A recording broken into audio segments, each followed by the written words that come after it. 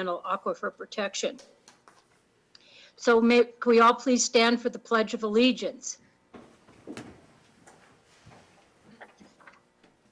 I pledge allegiance to the flag of the United States of America and to the republic for which it stands, one nation, under God, indivisible, for liberty and justice for all.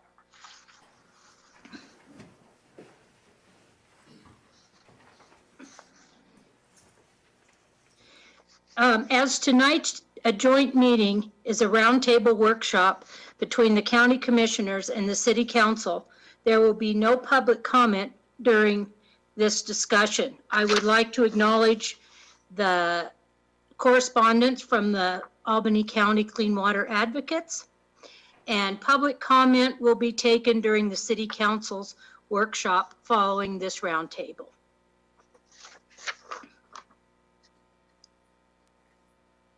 So, Darren, are you leading this off?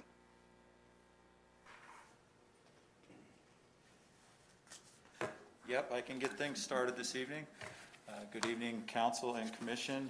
I'll be kind of doing a tag team on this presentation with myself and David Gertsch, planning director with the county. And this is just kind of a, I guess, an overview of how we got to where we're at today. So I guess we'll start out with the first slide. Maybe. We have been having some Zoom issues tonight, so bear with us. But there we go. Well, I was too, so I guess it's part of tonight.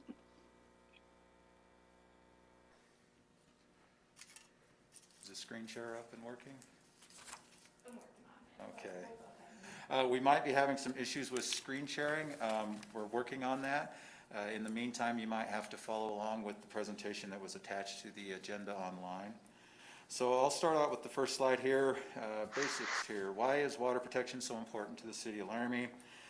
Basically because it's vital to our municipal water supply. Every year is different, but on an average year, about 60% of the water we deliver to our municipal customers comes out of the ground, out of the CASPER aquifer.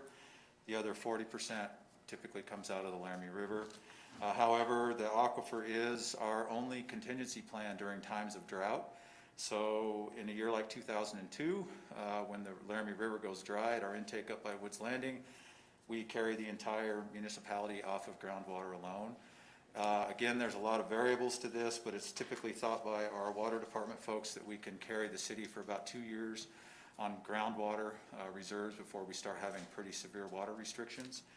And you know, this year we have a 60,000 acre wildfire at our headwaters up at Cameron Peak. So those types of things can have adverse effects on a water treatment plant.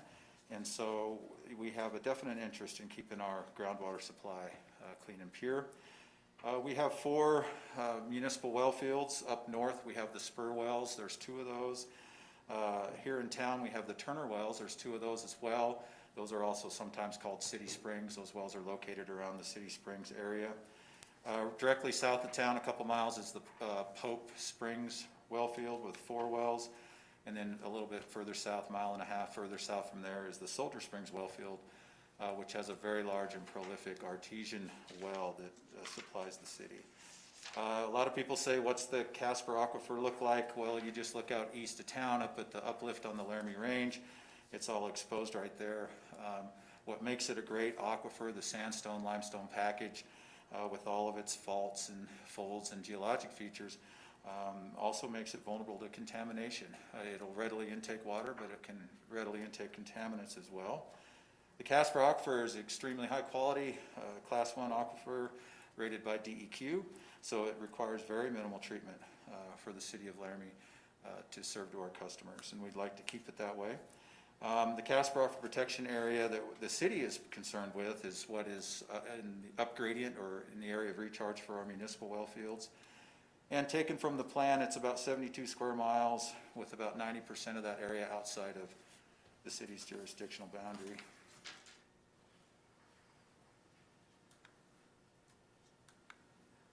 And we'll go to the next slide. This is just kind of the history of how the original CASPER Aquifer Protection Plan came to be in '02. I was not around for any of this stuff, but the CASPER Aquifer was, the importance of it was noted by the Union Pacific Railroad. When they came in here with the Transcontinental Railroad, the City Springs was an important water supply, one of the reasons they came here.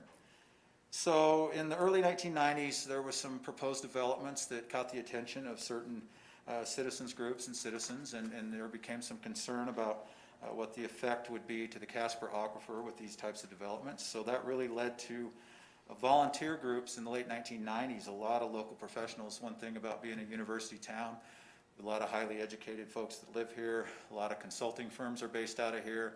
There's a lot of brain power and expertise based in Laramie, and they all got together, a lot of them did, along with the public, and spent a lot of time, volunteer work, putting together the original plan, which was completed in '02, certified by Wyoming Department of Environmental Quality in '06. The original plan was a joint plan. It was a joint city and county plan. It established the aquifer, the original Aquifer Protection Overlay Zone, which was the same for both the city and the county. The original idea was to update this plan every 2 years. That maybe proved to be too optimistic. We're way past that.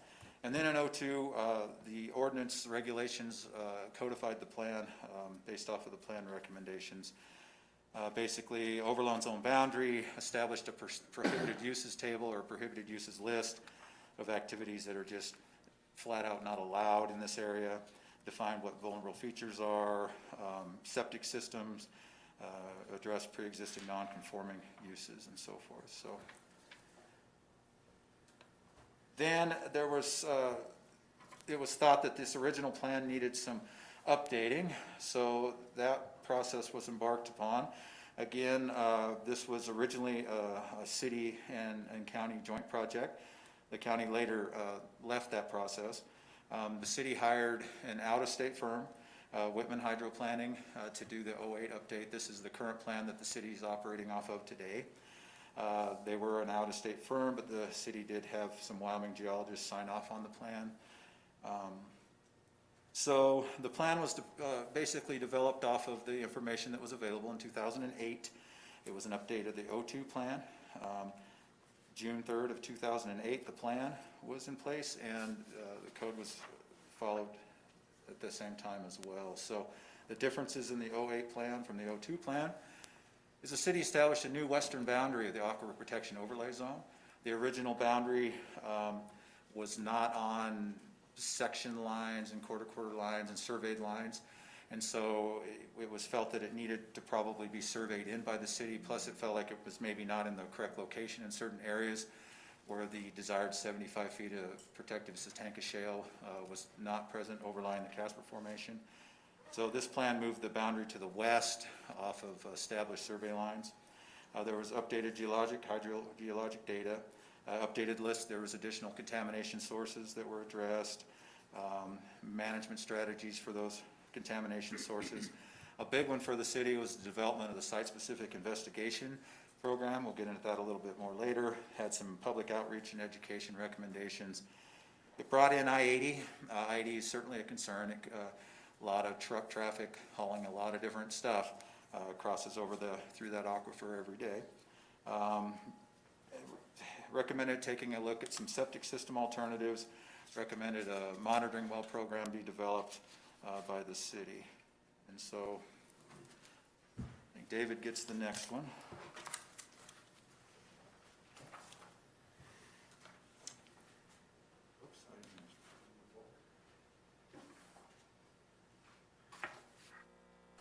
All right, so as Darren said, the county left the process that was going on with the city to update the CASPER Aquifer Protection Plan. And from about 2008 to when it was adopted in 2011, Planning and Zoning held a number of workshops to take public comment and to review many of the areas of the CASPER Aquifer Protection Plan that existed and do some updates that way. With the update that was completed by the county, we did include a site-specific investigation process. We updated maps, and We also updated our management goals at that time. I will note that as the city changed the delineation of the western boundary of the CAPP, or of the CASPER Aquifer Protection Area boundary there, the western boundary, the county did not. We continue to go by the original Plate 1 boundary that was defined through the 1999 delineation report. That's pretty short and sweet. I came on board with the county in 2008, but this wasn't my project that they went through. I just remember there was a lot of controversy and stuff, and that's about all I remember from it. So, but we did get that approved in 2011. That's what we've been using since then. So.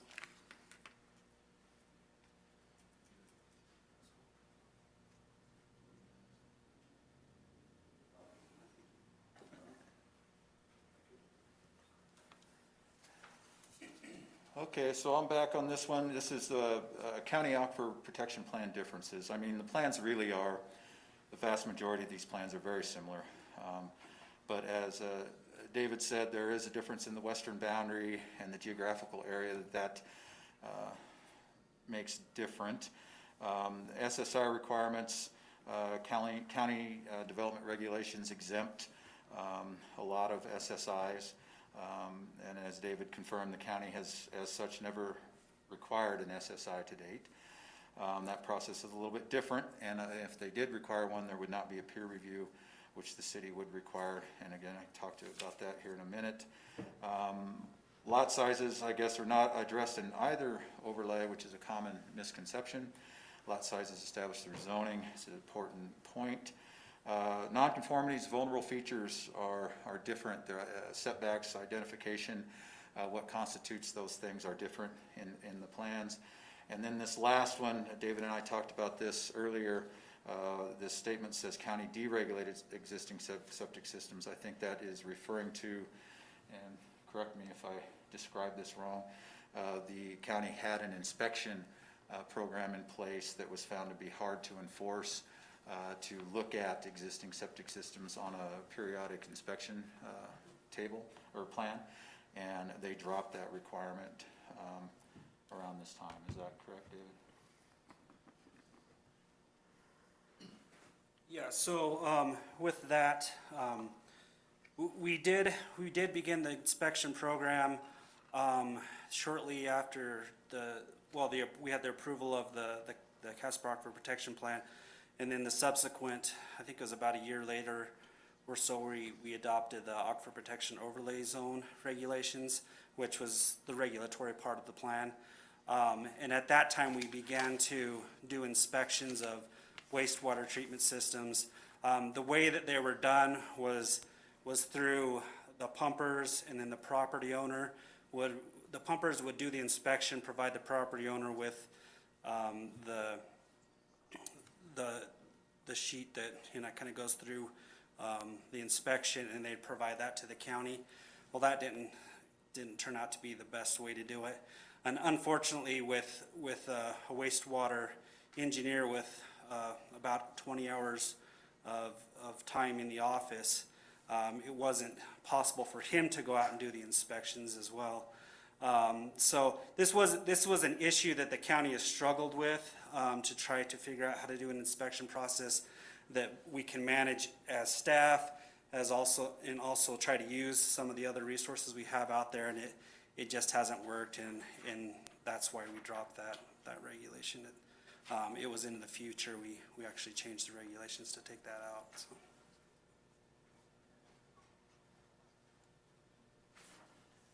All right, thanks, David. The next slide is just, since we've talked about it quite a bit tonight, and it is a kind of a major difference opinion on these two plans, just a visual representation of the differences between the two plans and the western boundaries of the APO. You can see the county boundary there on the left, which is the original O2 boundary, and then the city boundary, which pushes it out further to the west, which is out on surveyed lines. So.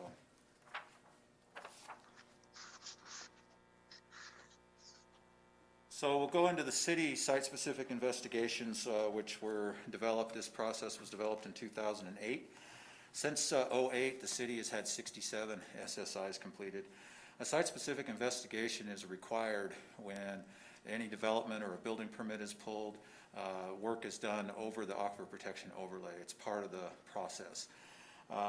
It basically entails a licensed geologist or engineer in the state of Wyoming taking a look at that specific site plan, and that specific development, and looking for vulnerable features and trying to assess whether there's going to be any potential impact to the aquifer or not. Typically, they will come back with a low risk to the aquifer, moderate risk to the aquifer, some kind of an assessment like that. It does add an extra step to building and doing business over the aquifer. Typically, these costs, it depends on the complexity of the process, can $2,500 to $5,000 seems to be the typical price to someone over. And then there's also a peer review where the original site-specific investigation comes in, and then we have a second licensed professional geologist, professional engineer look at that SSI to verify the findings. Typically, the peer review and the original SSI line up pretty well. We have had instances, though, where they don't. And so then that goes into the process through Planning Commission and through City Council, and changes potentially have to be made to the project, and some hard decisions have to be made. But even with that, all 67 have been approved. Some have required some engineering controls, is something you'll hear a lot of, or some kind of changes or mitigation potentially, but there's never been a project denied off the basis of the SSI in the city. To date, 60% of the land in the city within our aquifer protection overlay has had an SSI done on it. And we get a lot of information from those. It really has put together quite a body of information that we didn't have prior to '08. Lots of geological information, lots of information on location of vulnerable features. We found some orphan wells. The state of Wyoming didn't really even permit wells, I don't think, before the 1960s. So every now and then you find that unknown well casing out there that needs to be plugged. It's led to the development of best management practices in various different developments so that they're aware of their location, and there's practices that they follow to try to mitigate contamination from happening. But that ties into this next one. There's been a lot of public and property owner education out of this process, and I think it's a good body of information that is now available to the public. So where are we today? Right now, the state of the CASPER aquifers is good. The city's wells are testing good. We meet and exceed all of our EPA well testing standards. If that situation was to stay the same today forever, I think we would be perfectly happy. Another interesting thing to note is that municipal water demand in Laramie has been dropping the last several years. Different reasons for that. Conservation is part of it. Laramie does not have an active conservation water program.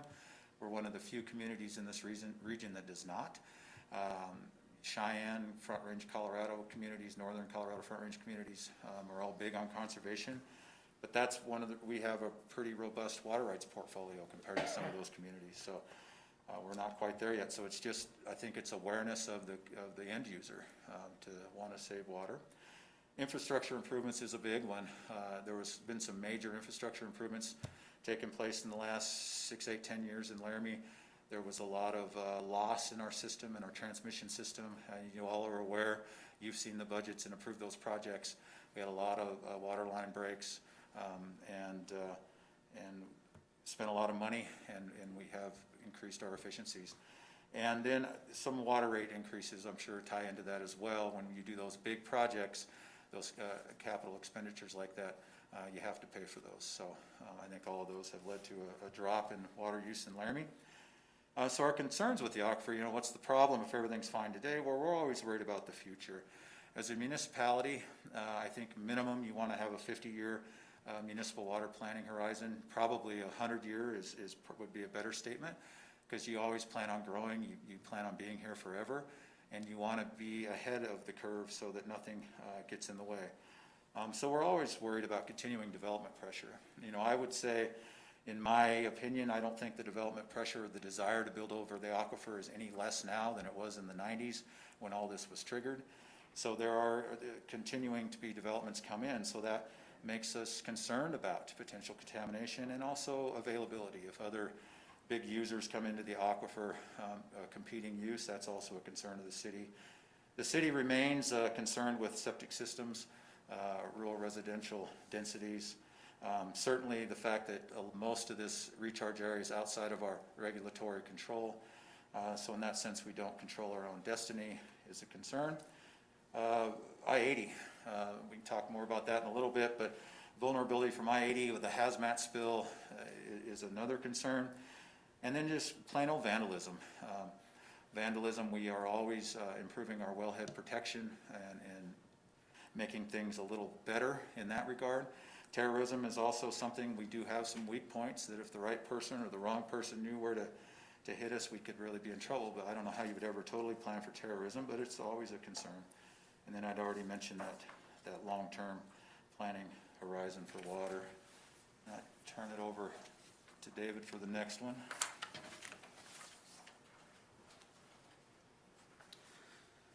So kind of where the county is at today with aquifer protection is the state of the aquifer.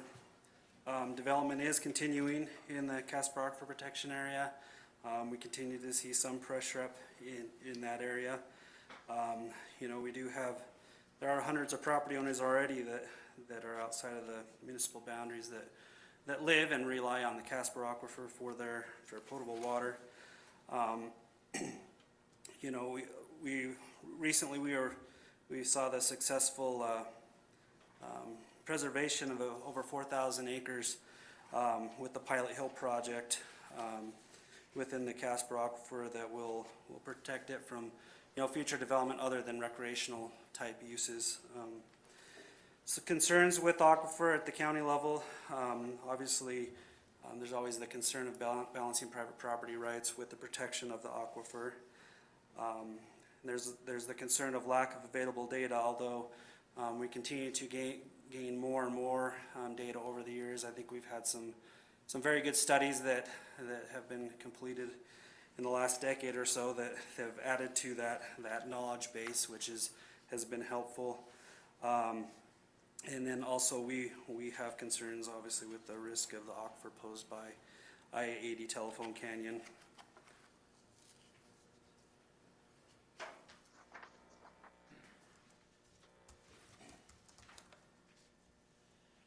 Okay, I'll take this next slide. This is just a list of, and this isn't a comprehensive list. There's been other smaller minor studies, additional work, but there's been quite a bit of stuff that's aquifer related that's been done really starting since the early 1990s.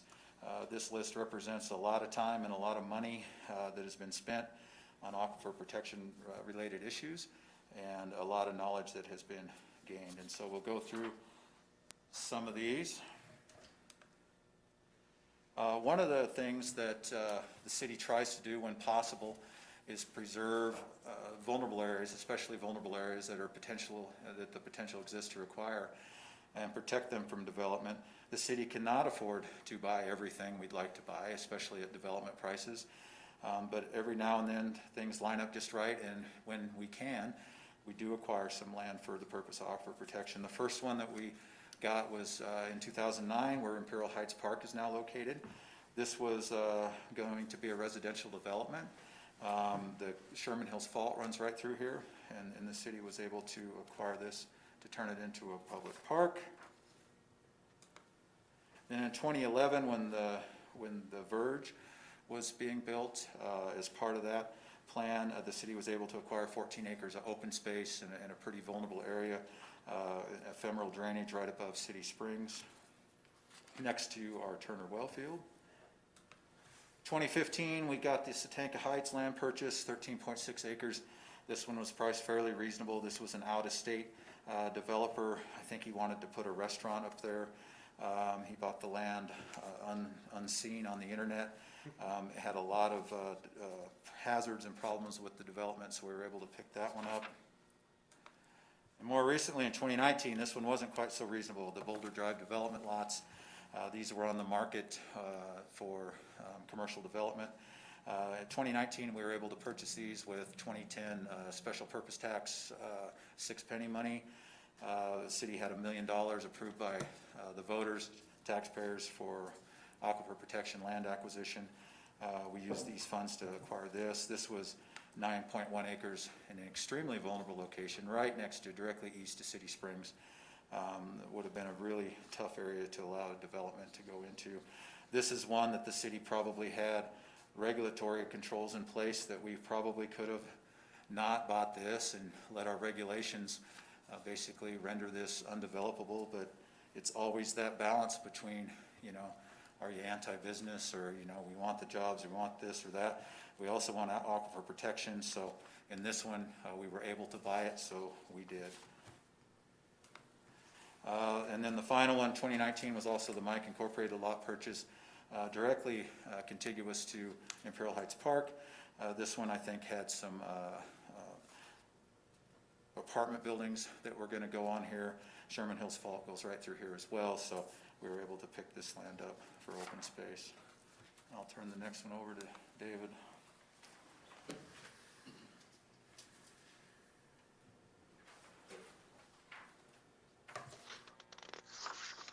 So this is the trade that occurred with the Pilot Hill with the Pilot Hill project between state trust land, and this area up here is a huge huge thing for the county to provide for protection of the aquifer, also the improvement of quality of life, incentives for future economic development.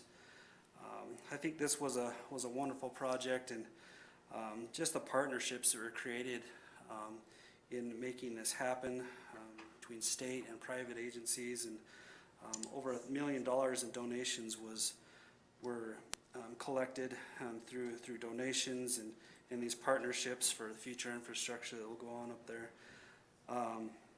So we just wanted to highlight this and in that this property that will now be in public hands, so protect our aquifer.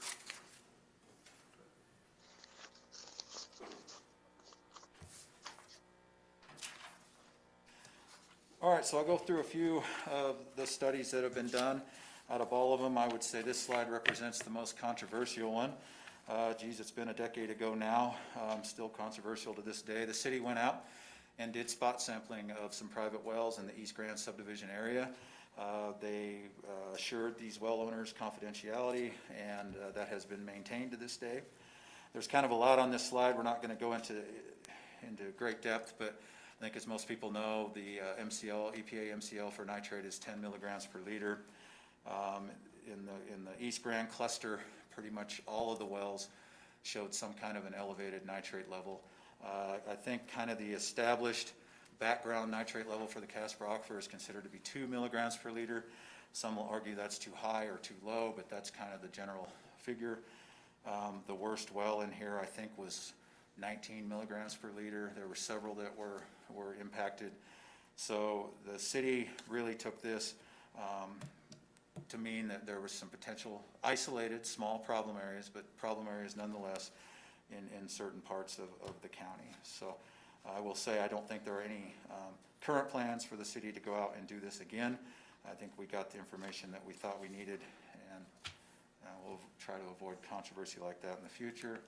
So in 2013, as recommended in the 2008 City Aquifer Protection Plan, was the East Laramie Wastewater Feasibility Study. And this was to look at, is it even feasible if anybody wanted to take this East Grand area and put it on either city infrastructure or put them on their own decentralized sewer system. This graphic here shows the decentralized sewer system, what it was proposed to look like. WWC Engineering here locally did this study. And the end answer, it would be very difficult. A lot of difficult construction constraints up there, rock at the surface, limestone, to get these lines in the place. This decentralized system was estimated to have a cost of $13 million in 2013 money.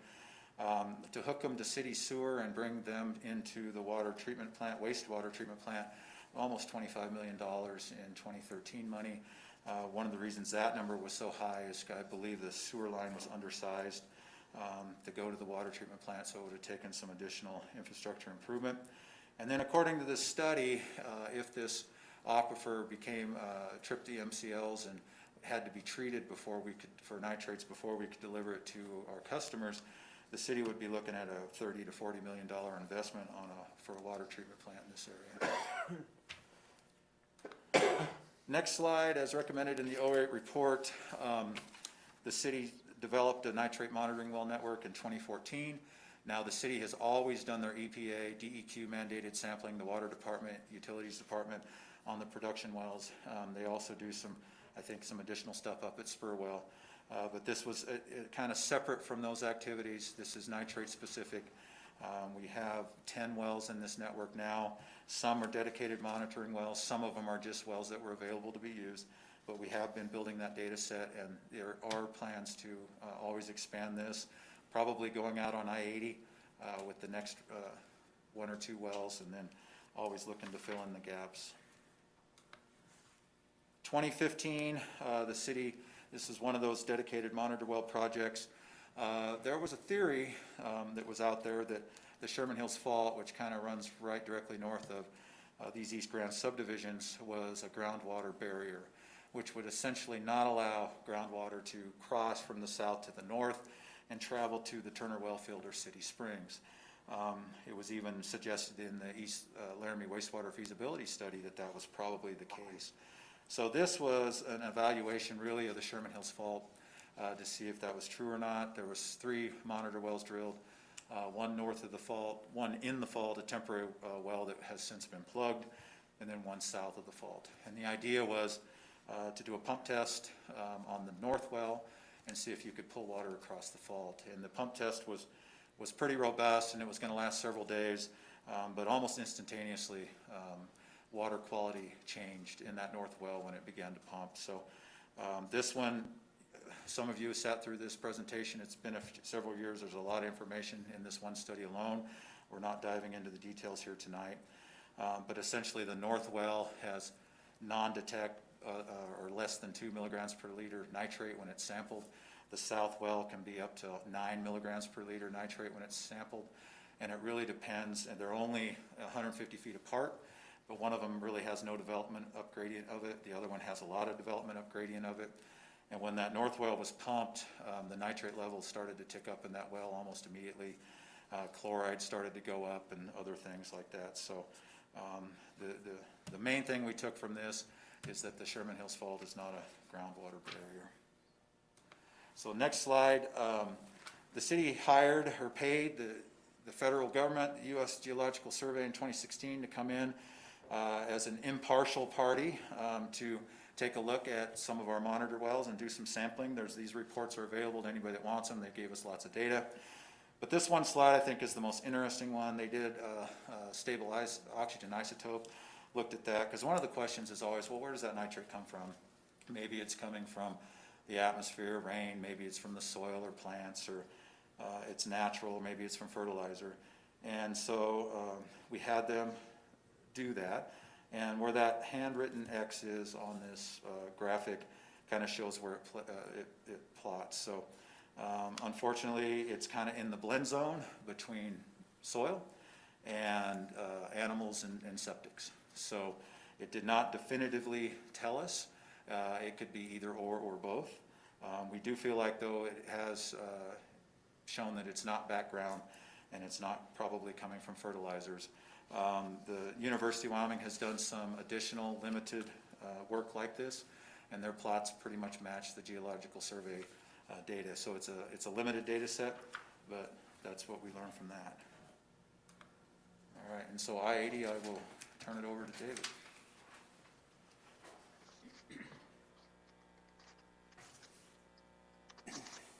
All right, so in 2011, the Albany County and I believe the city of Laramie and Wyandotte were all involved in the I-80 Telephone Canyon study.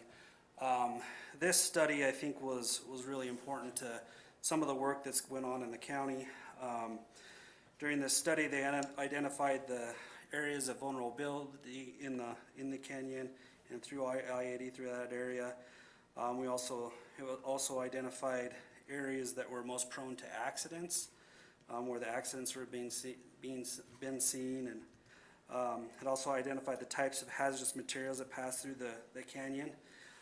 So some of the things that we learned from that is the accidents were occurring higher up in the canyon. The most vulnerable areas are lower in the canyon. As you come out of the canyon, there's a lot more fractures and fissures and those types of things. And so with that, recommendations were provided to us. One was to do create a monitoring plan. They recommended more monitoring wells to look, to use one as sentinel wells for the city wells, as well as just to kind of see what's coming out of that area from runoff and those types of things. Spill prevention, there were a number of items that were recommended for spill prevention. Spill response, so how our emergency responder is going to take care of this. I recommend that we look into plans and those types of things. And then engineering controls, your structures, your check dams, your some of those things. So what's been accomplished since then?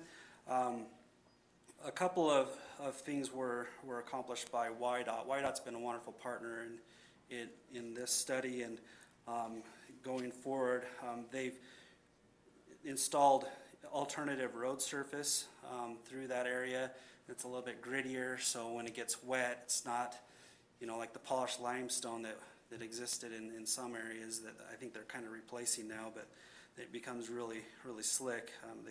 They've got a grittier material that they use up there to help with friction, so people can stop and they're not sliding as much.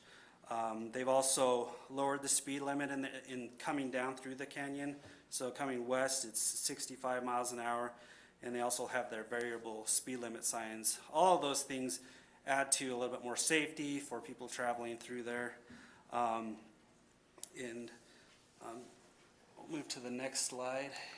And so some other things that came out of that were a project that was basically created 2 phases of a project.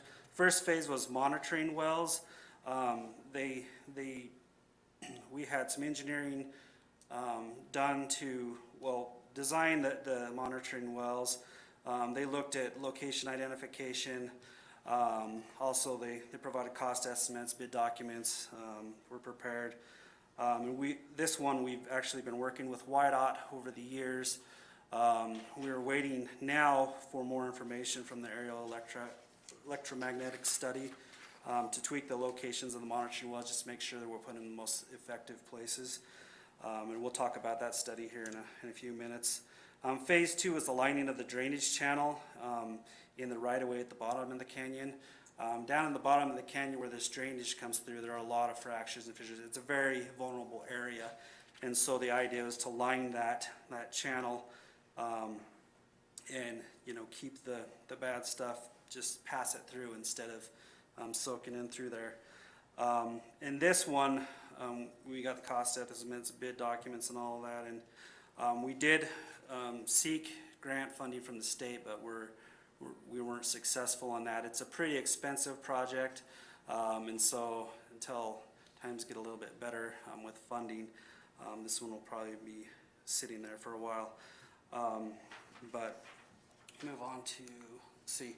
So the next, we recently completed a septic system analysis study, which I think everybody's pretty familiar with. It's a recent study. I know that the presentations have been given to council and to the commissioners, so I'll just kind of fly through this one real quick.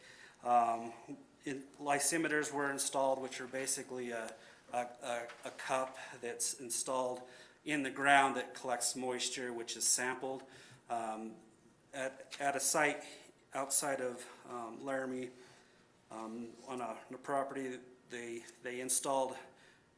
drilled 3 different holes at different angles that are underneath a leach field to test to see how well nitrates are treated from the time it gets to the tank down 35, I think it went back down 35 feet from the leach field.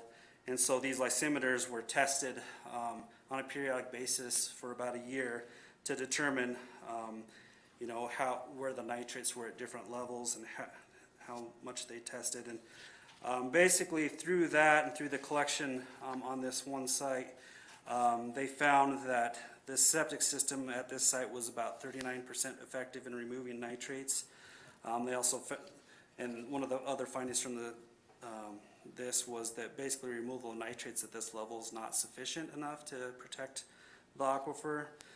So they recommended continue monitoring, installing additional sampling networks, use data to evaluate septic system installation requirements, and where possible consider city wastewater service extension, and then to estimate nitrate loading to evaluate appropriate residential density for future development.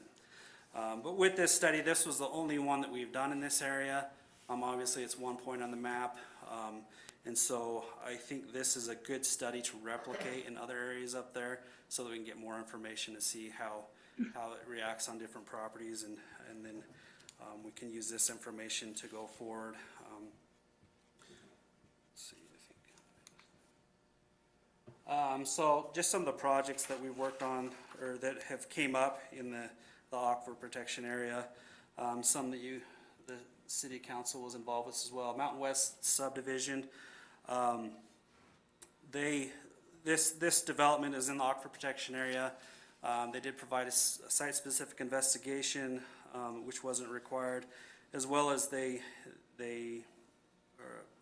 required advanced wastewater treatment systems on the lots, which is also not a requirement of the county. So the county eventually approved this, and city council reviewed this as well. I know there's a little more discussion at the city council, but it was eventually approved as well. Tumbleweed Express, which is a little bit more recent. The Tumbleweed Express is a fueling station on Bluebird and Grand. New ownership took over. The new owner proceeded to design upgrades to the fueling system that included basically updated pipes from the tanks to the dispensers, and also replacement of dispensers. There was a lot of discussion at the county about this. Was this a repair or expansion? Those two terms are in our regulations. If it's a repair, basically it's allowed to just be done.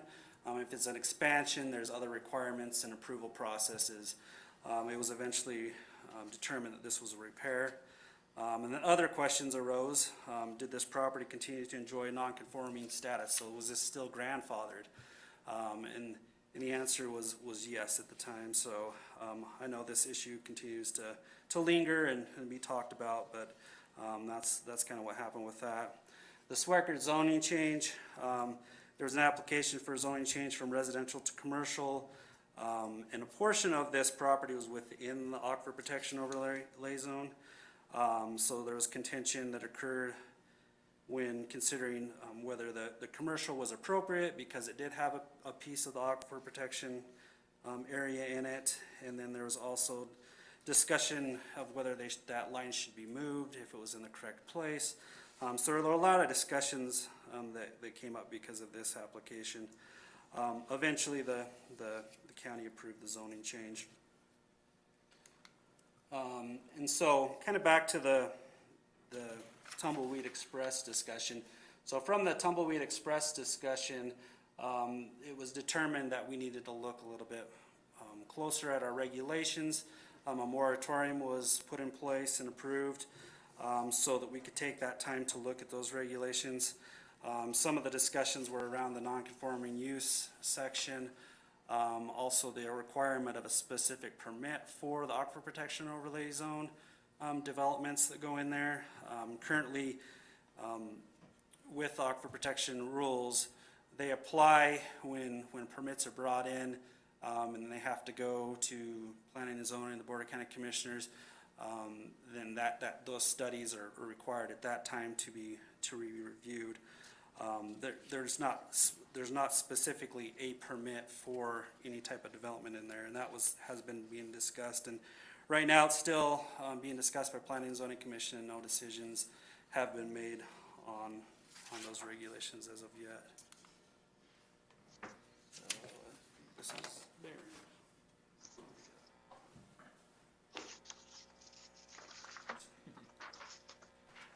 Okay, year one was just completed for the AEM geophysical study up along I-80 Telephone Canyon.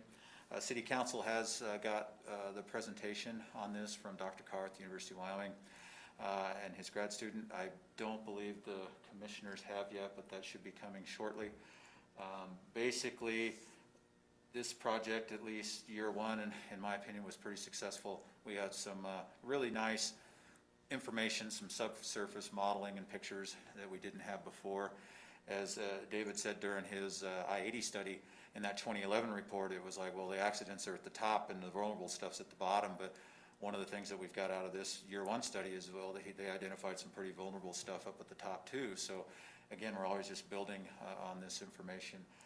This one was really good because it was a great collaborative project between the city and the county, and county EMA used a FEMA grant for that.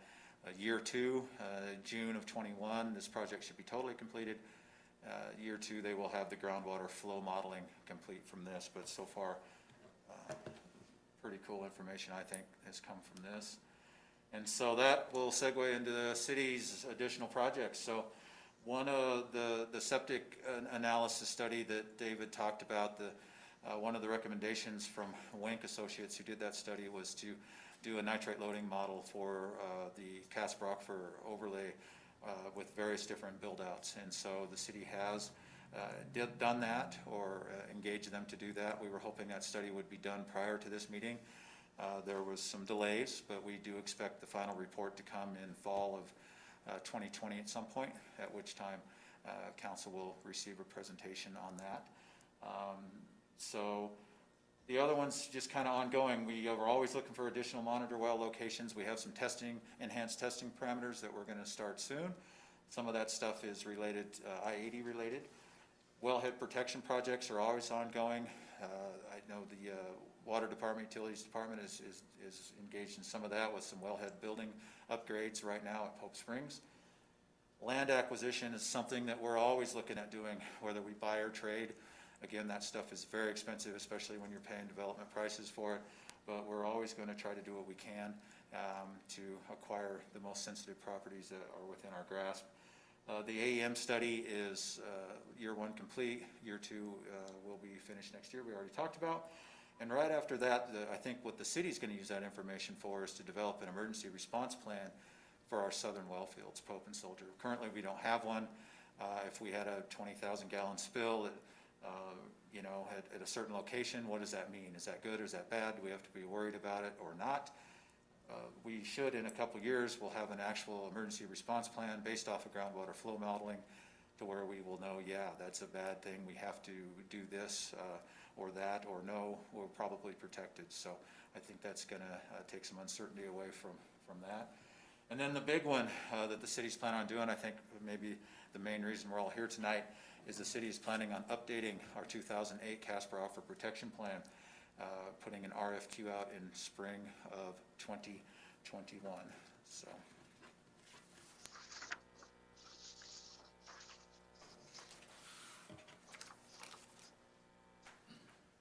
I think you've heard most of these things.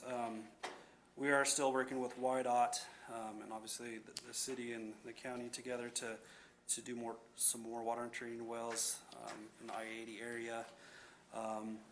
Other I-80 Telephone Canyon projects may be looked at as well.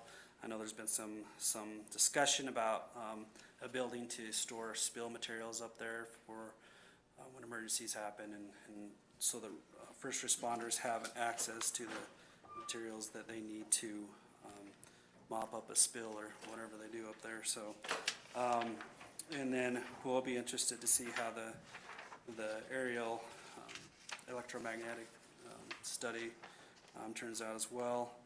And we're currently working through an update with our Aquifer Protection Overlay Zone regulations. So I think that's it. Do you have anything else, Darren? So we'll turn it back over to Chairperson Jones. Darren, what did you have planned beyond the presentation this evening?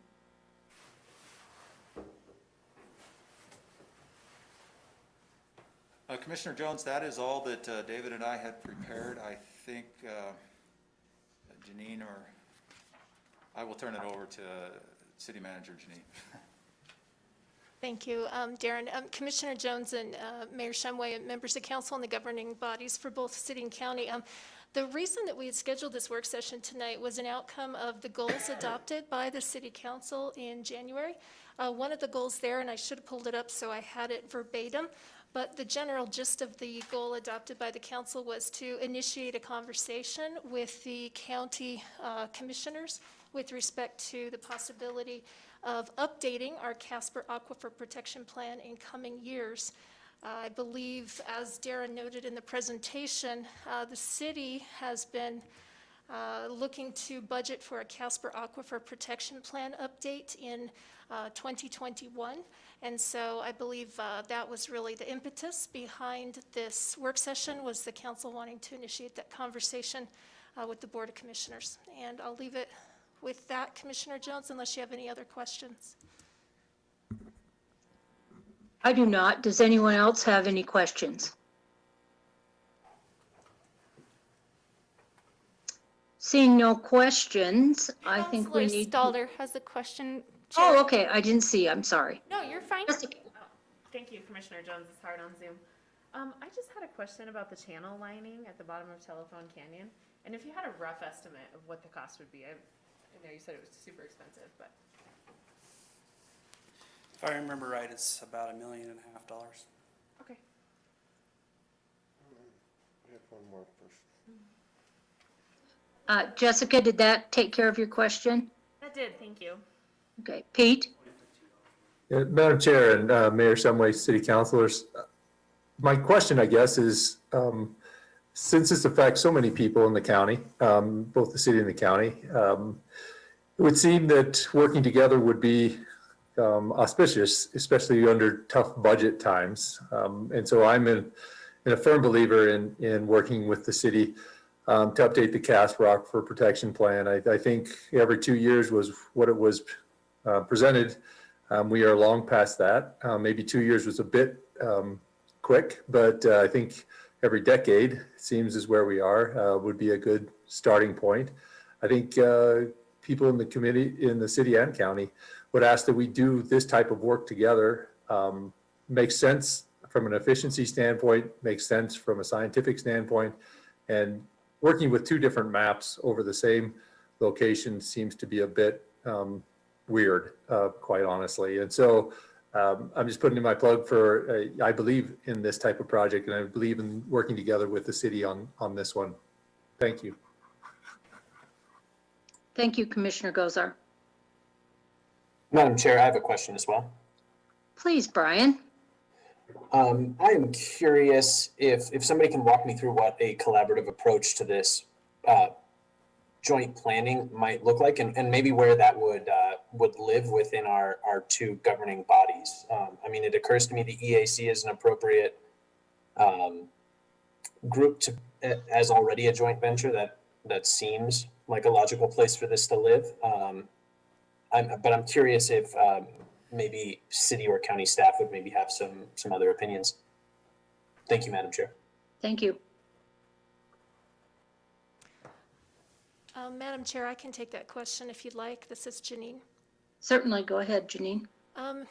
As I recall, the update that was conducted jointly I think starting in 2006, concluding in 2008, I believe at the time the city and county last collaborated on this, we started that process under a joint city-county planning office. And if Derek Taney is on the phone and he remembers differently, he's welcome to correct me.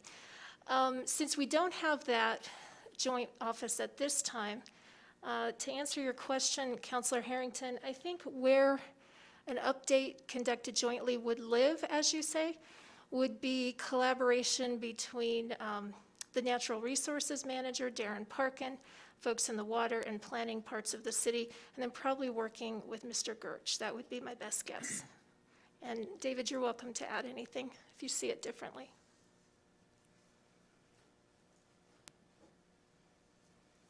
No, I don't, I wouldn't say it any differently. I mean, it would be, we'd be hiring a consultant would be hired, and so it'd be, you know, a county staff person, and obviously the city staff person kind of taking the lead to go through that process together. So that's, I'd agree. Jane. Jane Pierce, go ahead. Yeah, thanks. I was just finding my mute button. Thank you, Commissioner Jones. We heard that Commissioner Gosar is excited and supportive of a joint project. I'm just wondering, Commissioner Jones, if you too are also excited and interested in a joint project regarding the CASPER Aquifer Protection Plan. I have interest in it. I would like to see it be done congenially and have it be not weighted. It needs to be a plan that can work well for both the county and the city and not weighted to the city side. Okay, can I continue on? So I guess that's, yes, I'm not exactly sure what weighted means. Can you expand on that a little bit for me, please? Well, I think that there's a number of items that were discussed tonight that a lot was left out, and we would need to have an opportunity to work through differences in those items. And if we can work through those, then I can be pretty positive. But if we can't work through them, then we're gonna have to try to figure out something. But I'm gonna try to stay neutral and see how it goes. Neither excited nor a downer. So do you think perhaps during the RFP process, we could iron some of that out? You know, sit down and hammer that out in the RFP process? Do you think that would be a I possibility? don't know. That's a very good place to start. Okay, that's kind of a yes. At least it's talking. Well, I didn't say no, so yes, I say that's a yes. So how about Commissioner Richardson? Do we have kind of a yes, some support there for potentially hammering out some of this during the RFP process, maybe? Oh, that's an interesting one. I have lots of thoughts. One of them is that I think there's a fundamental disagreement of data, you know, of what the data mean and whether the data is accurate or well represented in these discussions. I know that Whitman, when they did the study for the city's CAPP, Whitman was practicing outside his area of expertise, and also he wasn't licensed. And the part where there, you know, 3 Wyoming geologists approved the plan without participating in the gathering and data analysis, you can't just write a letter and put your stamp on it, you know, that's like a congenial letter to whom it may concern. That's not appropriate. So some of that stuff, what was done was inappropriate. I will say that we could definitely work on the I-80 issue jointly, because that is the most concern. You know, we've got hundreds or thousands of trucks a day going up and down there with God knows what in them. And you can read the placards if you know what they mean, and 3/16 of an inch of steel or aluminum keeping that out of the dirt. And so I think that we get pretty concerned over things that matter less and not concerned enough over things that that should matter more. Another thought that I have is that I always figured that the biggest issue is public-private conflict. So in a situation where someone has private property, you can regulate to a point, and then at some point it becomes a taking. And we saw that with the Mountain West Estates subdivision. The city had no written process for joint approval of projects in the 1 mile or on the aquifer, and so the developer had no way to know what the city would ask them to do, and they couldn't design a subdivision that would work for rules that weren't written. So it was basically, you know, septic systems according to the notions of city council, and that wasn't appropriate. I always figured that the Pilot Hill purchase would alleviate the public-private conflict, because when it's public, the use is what it is, designated by public officials or by state lands, and that doesn't include development. So when it comes to the public-private conflict, I'm all for acquiring more land, you know, east of the city of Laramie, and specifically around an upgradient from the city's production wells, so that the people in the city don't have to be concerned about the quality of the water based on development around or above those wells. So Commissioner Richardson, so we have a yes from Commissioner Gosar. We have not a no from Commissioner Jones. And I'm just not exactly sure if I heard not a no or a maybe or a yes. So, well, the devil is in the details, right? It's not an easy thing to say yes to, because traditionally in the relationship, back when there was joint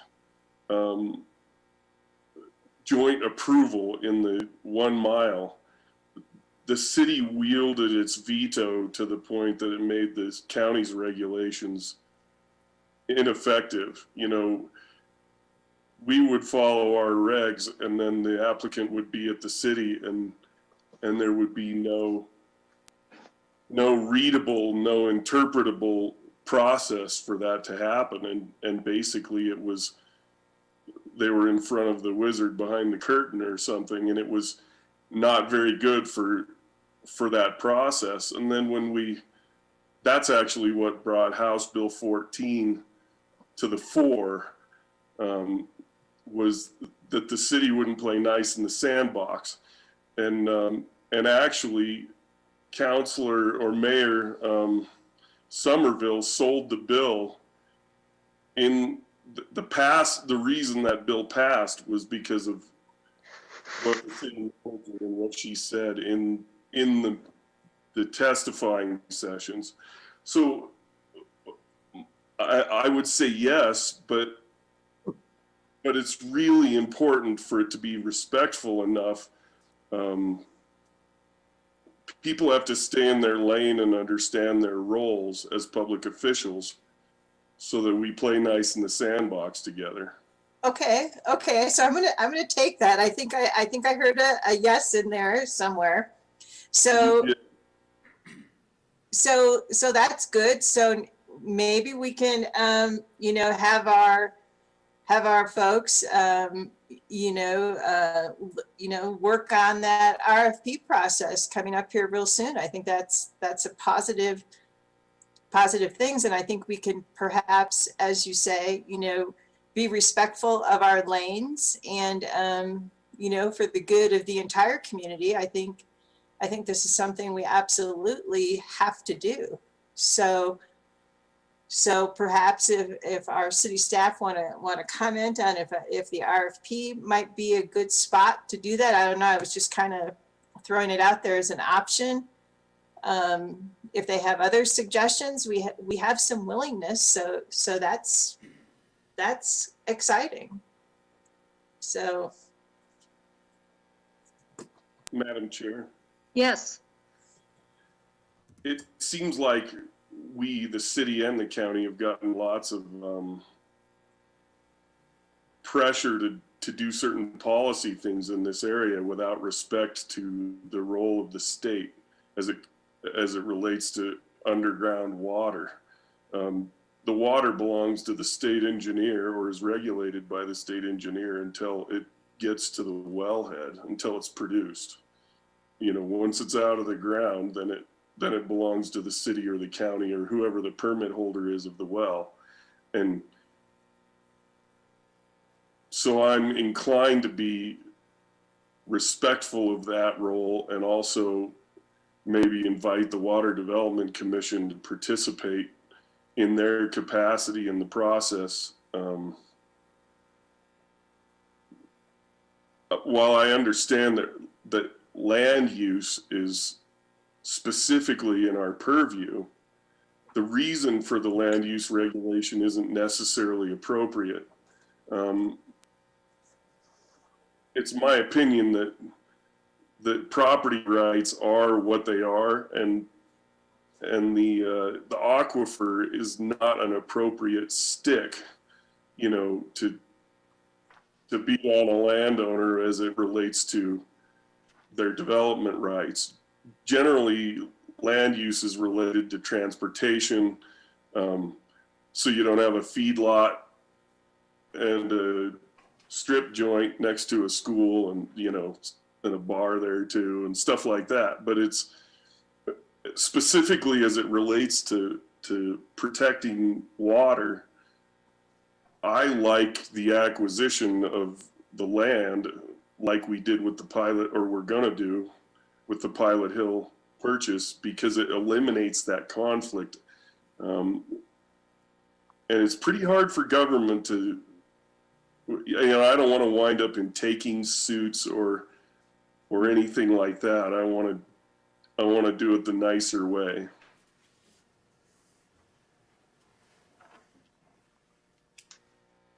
Also, I would love an update on if you could give us one, Madam Chair, on the Pilot Hill project, since Oh, certainly. the completion of it is nigh. The completion is all done. And we should be able to allow people on the property within the next 2 or 3 weeks, I think. And I'm very excited about that, and we'll start working on trails, and next summer people should really be able to enjoy that large piece of property to go recreate on. I would like to point out that was all done with private money, including the trail development and the upkeep of it. That's correct. No city funds were used, no county funds were used, and no state funds were used. The private ranchers bought the parcels to make the swap, and it was done with all private money.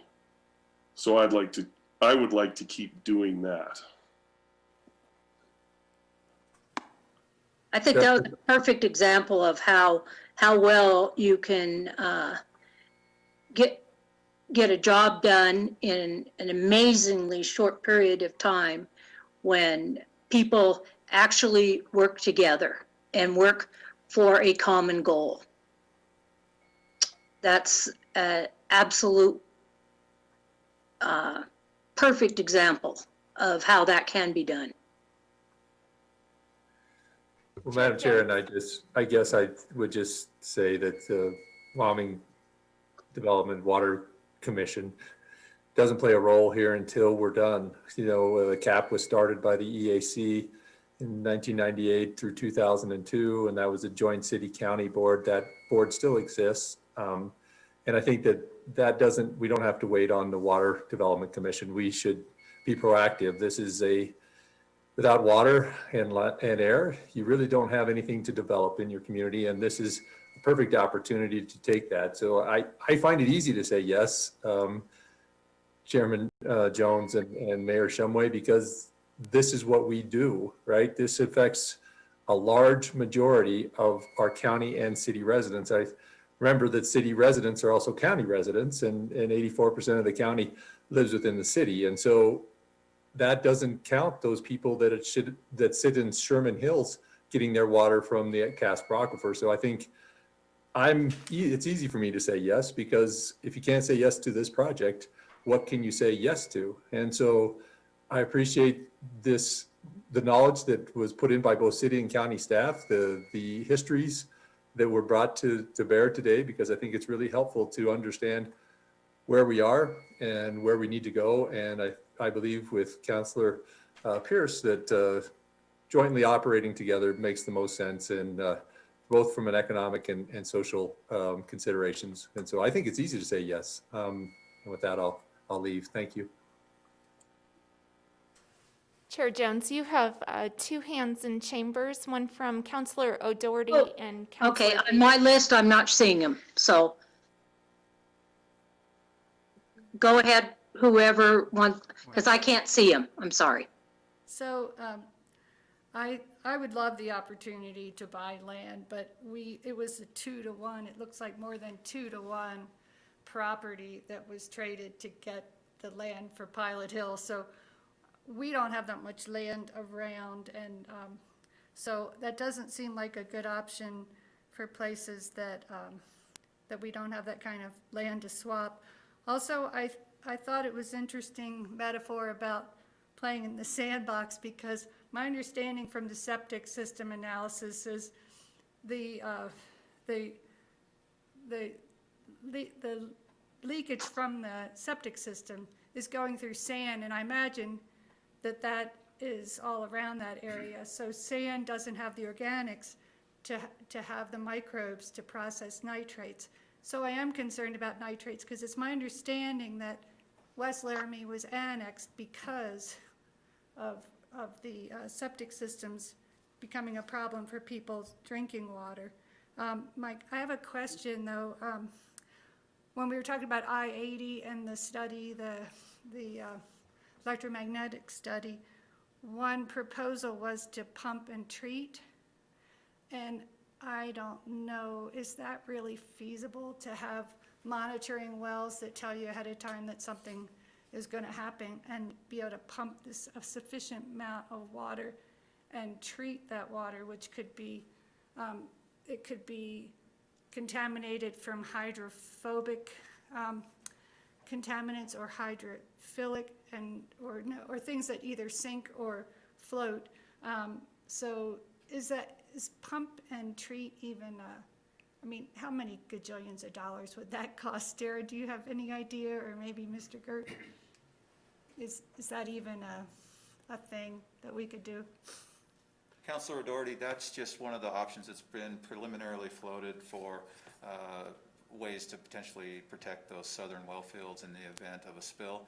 We don't have enough information to answer your question at this point. You know, we need to get that year 2 groundwater flow modeling complete and take a look and see exactly what we have. But that is an idea. Basically, you intercept if you know you have a contaminant plume. You have a sentinel well out there, a pump and treat well, you pump that out. Or there's been some talk maybe of using Pope Springs, the Pope wells, as pump and treat wells to keep things from getting into Soldier. But you know, that's all to be determined, and those types of technical discussions and conversations, I think, will really start to take place in earnest next year when we get more information from that project. If I may, Chair Jones. Yes. I was wondering about, and I probably just lost my train of thought again. Never mind, I will ask later if it's okay. Thank you. Thank you, Aaron. Hey, Chair Jones, this is Pat Gabriel. Hi, Pat. Councillor Weaver has his hand up. Are you ready to go, Paul, and then I can take it? If you have to do that, because I'm not seeing any hands. I saw, My hand was not up. If it was inadvertently. So if Councillor Gabriel is waiting to make a comment. okay, thank you. You guys are just going to have to help me, because I'm not seeing any hands at all now. I'll just go ahead then and take it. I'm encouraged by Commissioner Gosar and his comments, along with Chair Jones. It sounds like we can hopefully work together on this. And I appreciate Commissioner Gosar bringing this up for discussion. And one of the important parts that I heard from Darren tonight regarding the testing that's going on, I was just wondering if you could possibly just talk a little bit further about the testing. And you say it's in the positive direction. Sounds like what we're doing in the proper way. Can you just tell us a little bit more about how the testing is going? Councilor Gabriel, the testing has been pretty simple so far. It's just been biannual nitrate testing.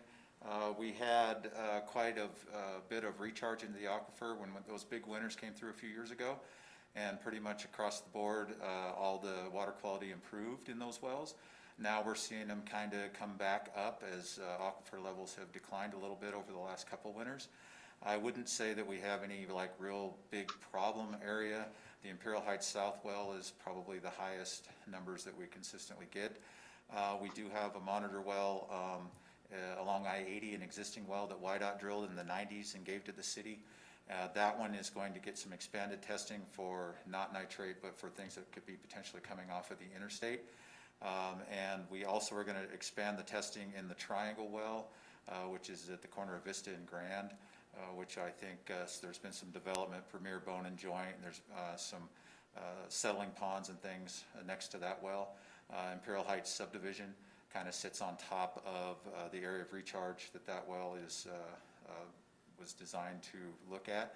So we're going to increase testing parameters in that one too this fall, I believe.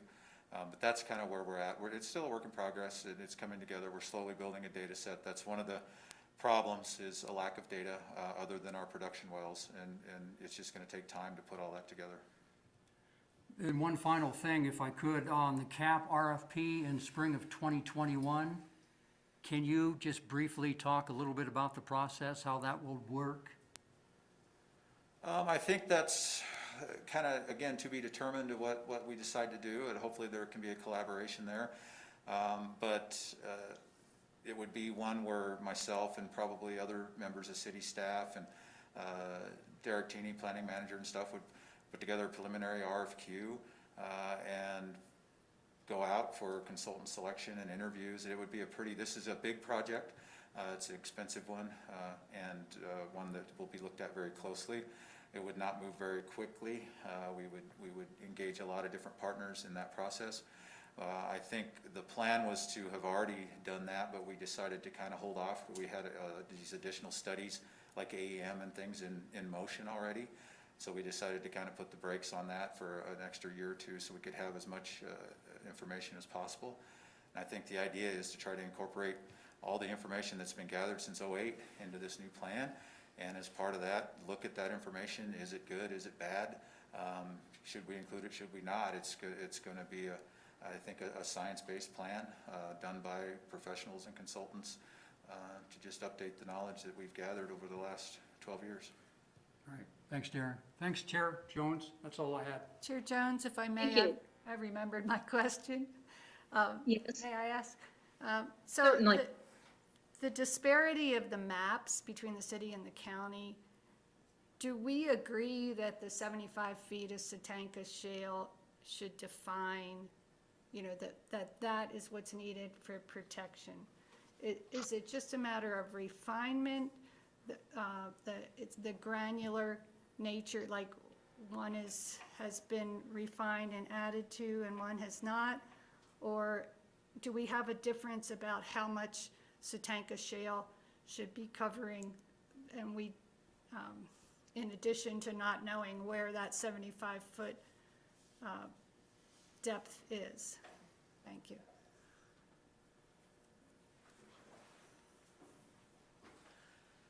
Councilor O'Doherty, I think, speaking for the city, I think we're pretty comfortable with that 75-foot number. I haven't heard anybody at the city or any of our consultants have an issue with it. So I don't think we're looking to increase or decrease that number. We feel that's pretty established. We feel that original line, there were areas where there is not 75 feet present, and it should have been moved further out, especially in the area of our southern well fields and around the city springs. So I think, speaking for the city, we're comfortable with 75 feet. I guess I'll get David's comments on that. These are my comments as staff. As staff, I think 75 feet, we're pretty comfortable. I think it would be nice to have that study reviewed though, just to look over the 1999 study, just to have some new eyes on it with the new information that's out there.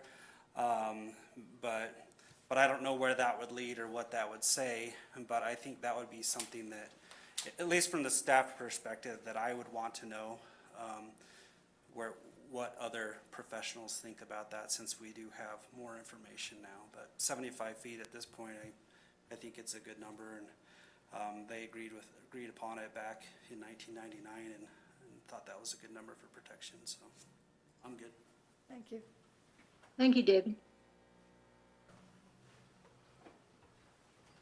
Commissioner Jones, I have another question if I could. Certainly, Brian.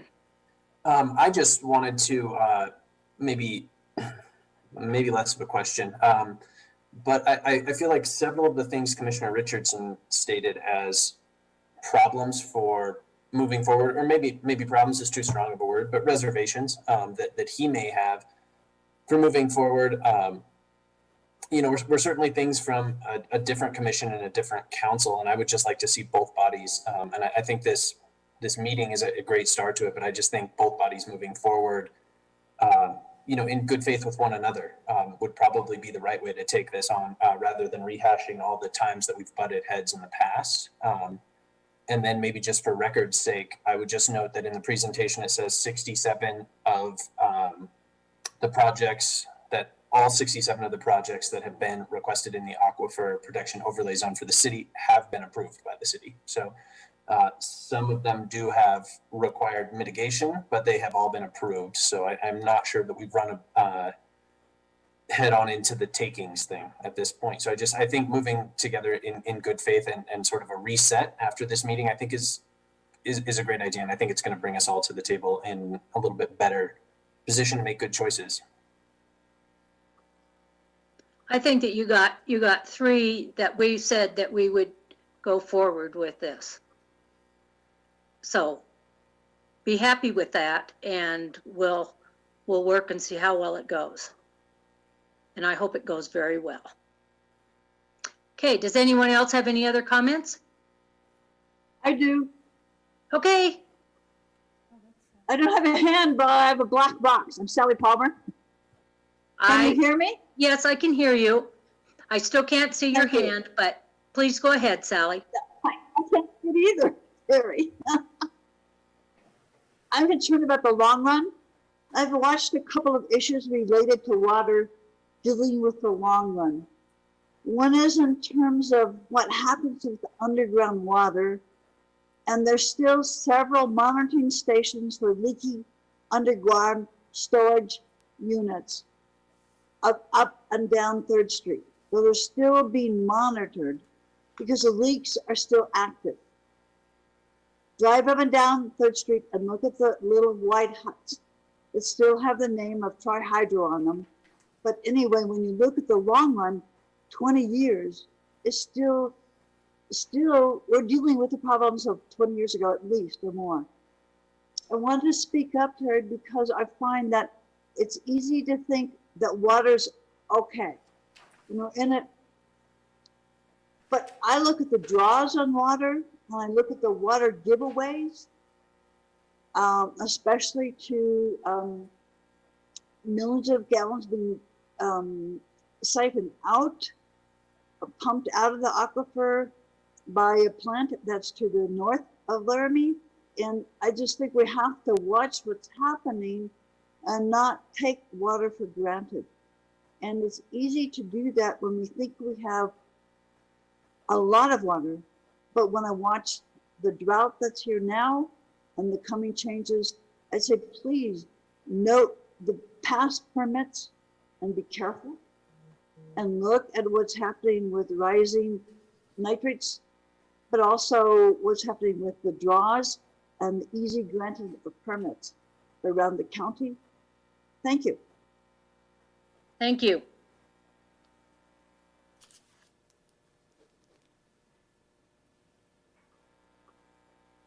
Now I do see a hand. It's with Heber.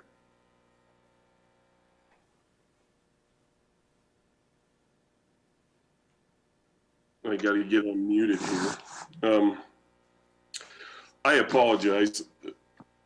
I mean, I meant to bring up parts of the past and previous commissions, some of which I was on. And the reason is because a lot of those things have gotten us to where we are today.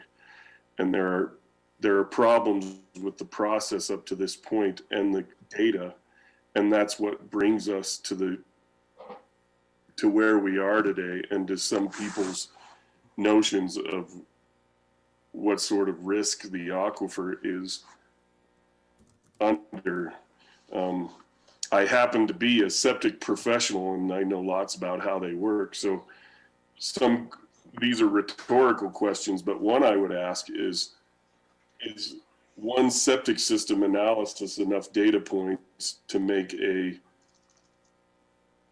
nitrate loading model for the city to make? It seems like you'd need, I don't know, 5 or 6 or 7 of them.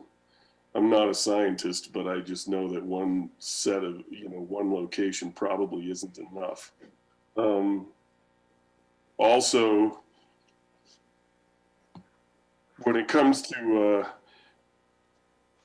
the stuff on 3rd Street that Dr. Palmer was speaking of, that's when Uncle Slim in the 1940s poured motor oil between the cracks of the asphalt to keep the weeds from growing.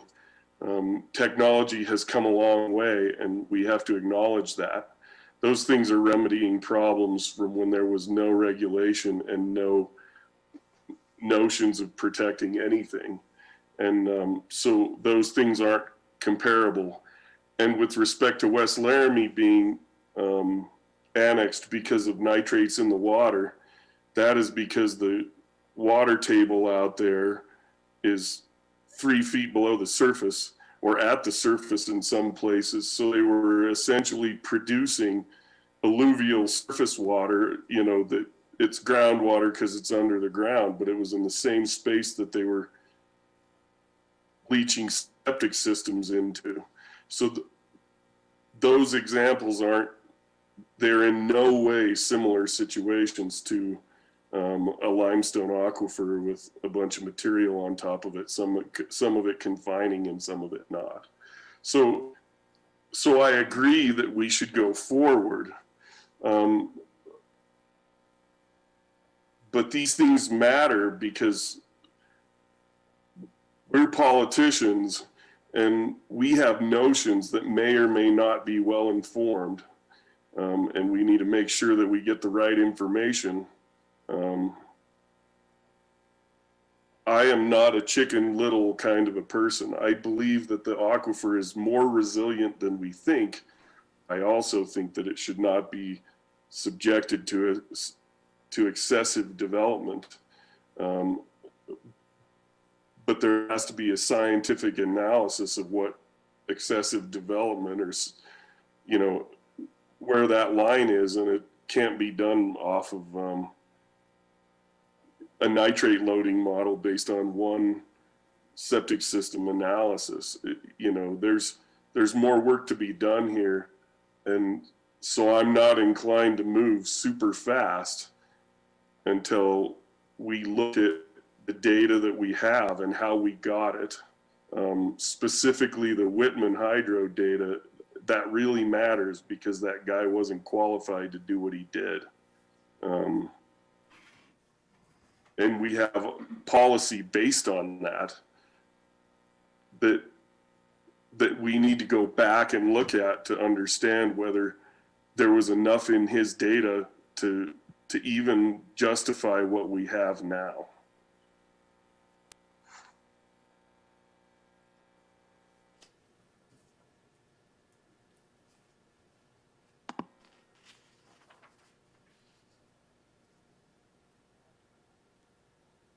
So can I make a comment? This is Yes, you may, Jane. Jane. Thanks, Commissioner Jones. So I think this is all about moving forward, like Councilor Harrington said. So And I think that's all our hope to move forward on this issue. So I'm not exactly sure what Commissioner Richardson, his concern is now.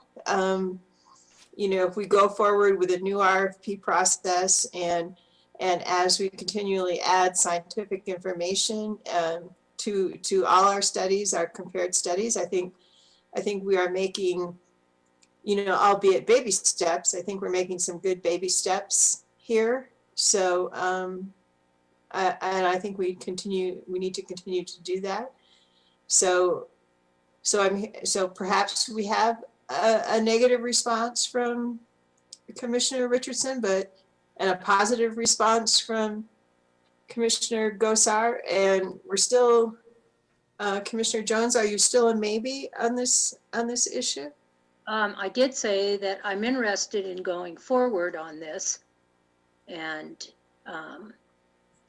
but I do agree with Commissioner Richardson that we need to go into this unhurried. We need to do it, but we need to really look at the data, how the data came about before we make decisions.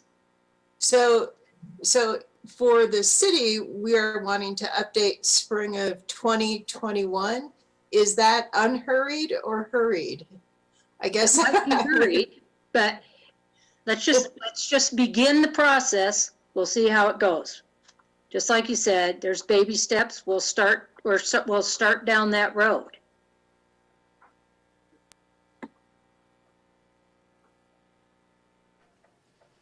So I actually think from three of us that you got three, yes, we'll start down that road.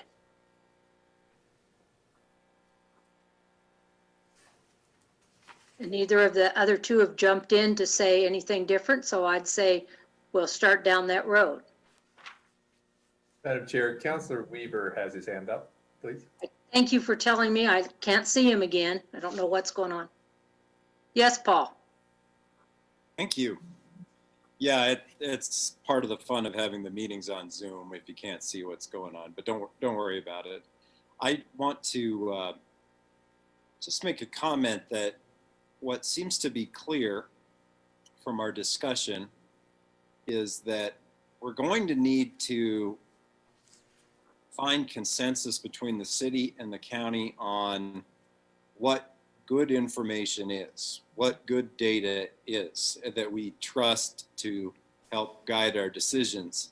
Because if we can't reach a consensus between the city and the county about the data and what we should infer from the data and how we should interpret that, then we're really just going to be spinning our wheels. So I think we need to be very clear between the two government agencies about what is going to be required for us to trust that information so that we can use it to guide our policy making process. I think that's what I'm hearing loud and clear from Commissioner Richardson, and it's a fair request.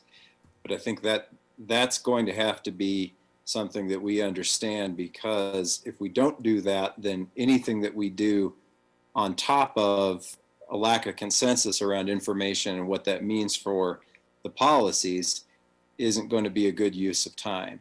So I think as we move forward and continue to move forward towards that 2021 update goal, that's obviously something that needs to be resolved in future discussions, possibly as part of the RFP process that was alluded to earlier. But if we commit now to the goal of reaching a consensus on what good data is and how we should interpret it, I think that's going to help us a lot in the future, because that's going to be critical. And I think we're hearing that from everybody in the discussion. And I think it was worth mentioning and saying out loud here as part of this roundtable. But it's very clear to me, and I'd be curious to see if everyone agrees with that. Thank you for allowing me to speak. Thank you, Commissioner Weaver. Here, I can see you now.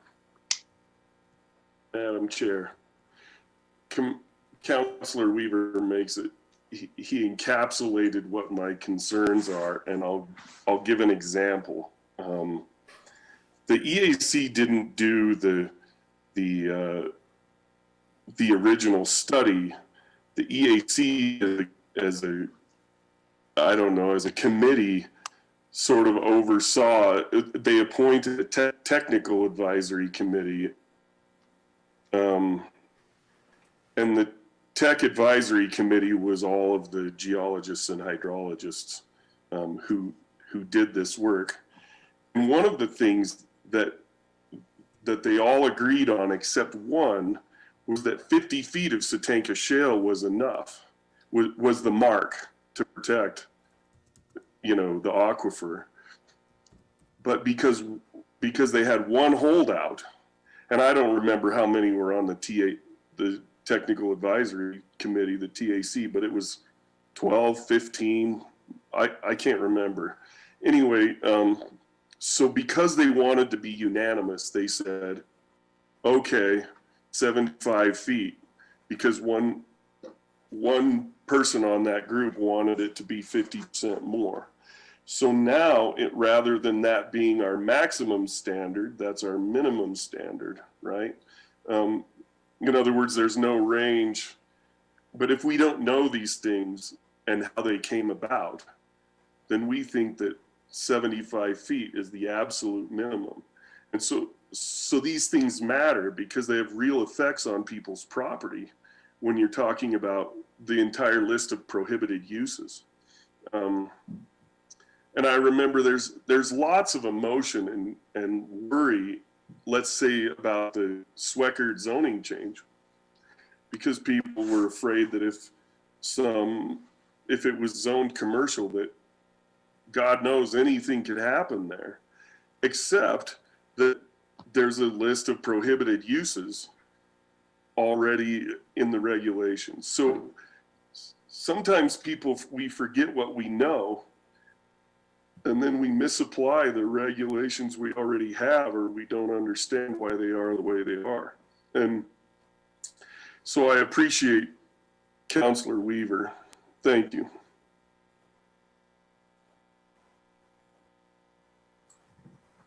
Madam Chair.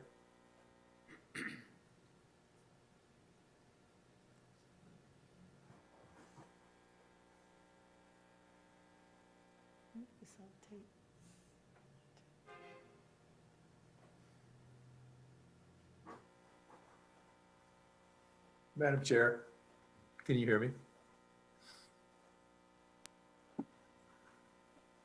Commissioner Gosar, I can hear you fine. Maybe we've lost Commissioner Jones. She just seemed to have popped off the. Mayor, it appeared like her feed froze temporarily. Oh, her picture's back. Well, I guess just in light, I mean, there was a whole bunch of people and they were professionals and they put their stamps on the CASPER aquifer protection. And we have to remember that that's a professional designation that they're liable for. And I just don't think that the one person is an accurate accounting of that story. So we do have to worry about aquifer, and we do have to worry about water. And that's our job, if you ask me, to worry about land, water, air, all those things that impact public safety and health and welfare of your communities. And so I think this can be done. I think it has to be done. I think in times of tight budgets, it should be done together. And it'll only be lasting if these two, the council and the commission, agree to do it together. And I think there's just a real opportunity to get it right and do it well. Having two maps with two different boundaries makes very little sense when we know seismic that exists today could determine 75 feet of Satanka in no time at all. In fact, I had a geophysicist tell me how quickly that could be done. So I think we need to do this. I am on board. I think we should hammer out the details. I agree with Councilor Weaver that we have to decide, do we respect professional studies or do we not? Because that is, once they put their name on the list, that is their professional seal of approval. And I think that has to be taken into account. And I think we all should respect when people, especially professionals, weigh in on this. And we might not like what they say, but unless we have some other way to refute it, some professional standard ourselves, some licensure, then we might just have to accept it and move forward. So thank you. And sorry, Terry, I didn't hear from you, so I just took over and just started to talk. You're muted, Terry. Does anyone else have any other comments they want to make? A couple of different things that I think might be important is that I think that each group needs to have their own consensus so they know exactly where they're coming from.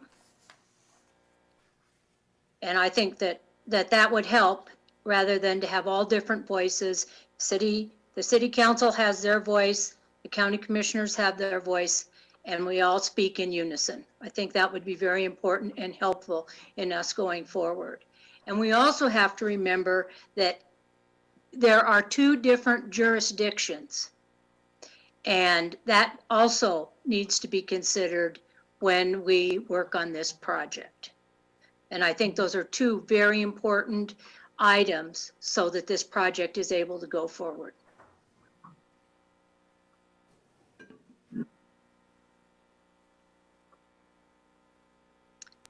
So if no one else has any other comments, I would like to adjourn this roundtable discussion this evening.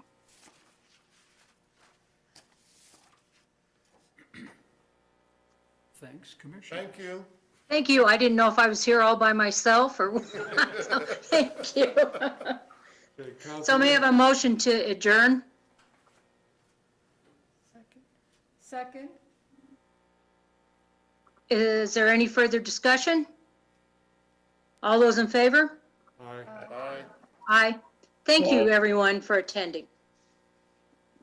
Thank you, Chairman Jones. Council, we're going to take a 5-minute break, and then we'll be back and go over our items that we have. We'll begin with public comment, and we'll have a short discussion on the council updates, agenda review, and then end with public comments. So we'll take a 5-minute break. We'll be back hopefully about 5 minutes till 8.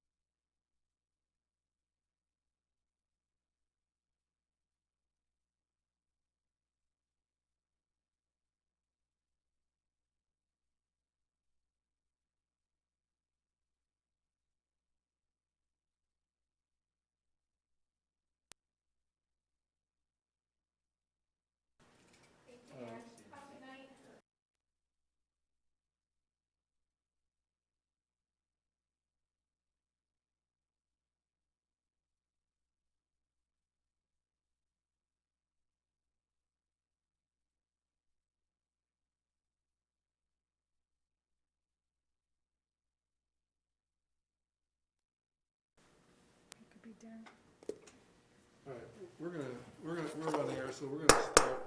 We're back on the agenda of the work session. We're gonna begin with public comments on non-agenda items.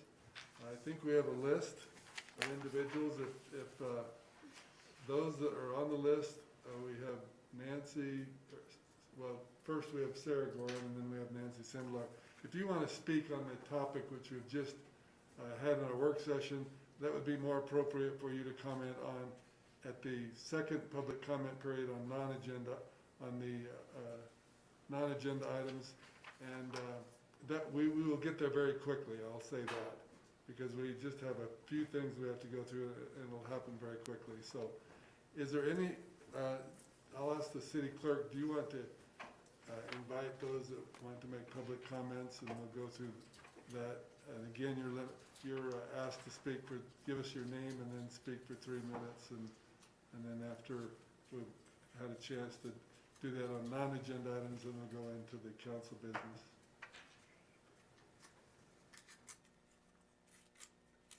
Mayor, if there's anyone on the Zoom meeting that would like to make non-agenda comments, if you could unmute yourself.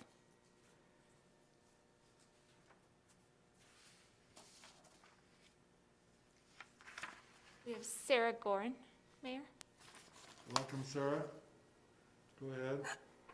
Hi, I just wanted to make sure I understood correctly. You just asked us to wait, right, to comment on? If you're going to be commenting on the topic which we've had on our work session, that would be more appropriate at the end. And we'll get there very quickly, Sarah, so. Okay, that's fine. Great. Thank you. Thank you. Anyone else?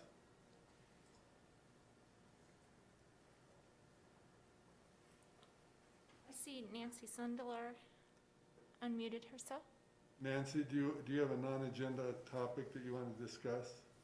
No, I think I got tied up in the confusion over when to sign up for which. I am a little worried about this having to sign up in advance for public comment. I have trouble with that in democracy. They don't seem to mesh for me, but thank you anyway. I'll wait till we get on the topic. All right, Nancy, thank you for that. We're trying to be democratic, but we're trying to also give everyone an opportunity to make comments. In the past, we were only able to help just a fraction of those that wanted to speak, so we tried to do the beginning with a random positioning, and at the end, everyone gets to speak. So we're going to get to both of those very, very quickly, so thank you. Anyone that has any non-agenda comments to make at this time? I see none, Mayor. Okay. All right, well, again, we'll get very quickly to everyone's comments. So, council, the first thing we're going to, we'll close the public comment period, and then now we're going to go to council updates. We're going to start with the ones on the screen. I see Councilor Harrington, and then we'll go, let's go Councilor Harrington, then Councilor Weaver, then Councilor Pierce, and then I think that's all that are on the Zoom. So go ahead, Councilor Harrington, updates. Thank you, Mayor. The Laramie Main Street Alliance and its Economic Vitality Committee hosted a series of 4 town halls in the last week. Those were mostly intended to understand from businesses, to hear from them about the impacts of the cancellation of football season and sort of the limited number of students returning to Laramie. They seemed fairly productive. Main Street as a staff is using those to sort of dictate the direction that they'll be putting energy for the rest of the year. Some of the things that came out of them were an extended Small Business Saturday to sort of avoid those like large crowds of people downtown, extending that over at least a week. And then sort of continued efforts to educate the local public about the importance of shopping locally and shopping small. I think over time we're seeing those sort of effects of the pandemic compound on downtown businesses. So they will be working on that, and then long-term sort of a directory that each business can have. If they don't offer a service or product, this directory would serve as a way for them to know who does and be able to refer customers to that business. And the other update, I was invited to the WAM Resolutions Committee about a week ago, and they met at the end of last week. Sorry, things are blurring together, but I had spoken with the mayor and the city manager about the resolutions put forward. The city of Laramie somehow missed our opportunity to submit resolutions. I will share with council the resolutions that were passed, all of them, everything put forward passed, most with considerable amendments. So I will put together an email with those and the amendments to send to all of you. One of the concerns we had was that the city of Laramie did not have an opportunity to submit resolutions. I brought that up with the committee.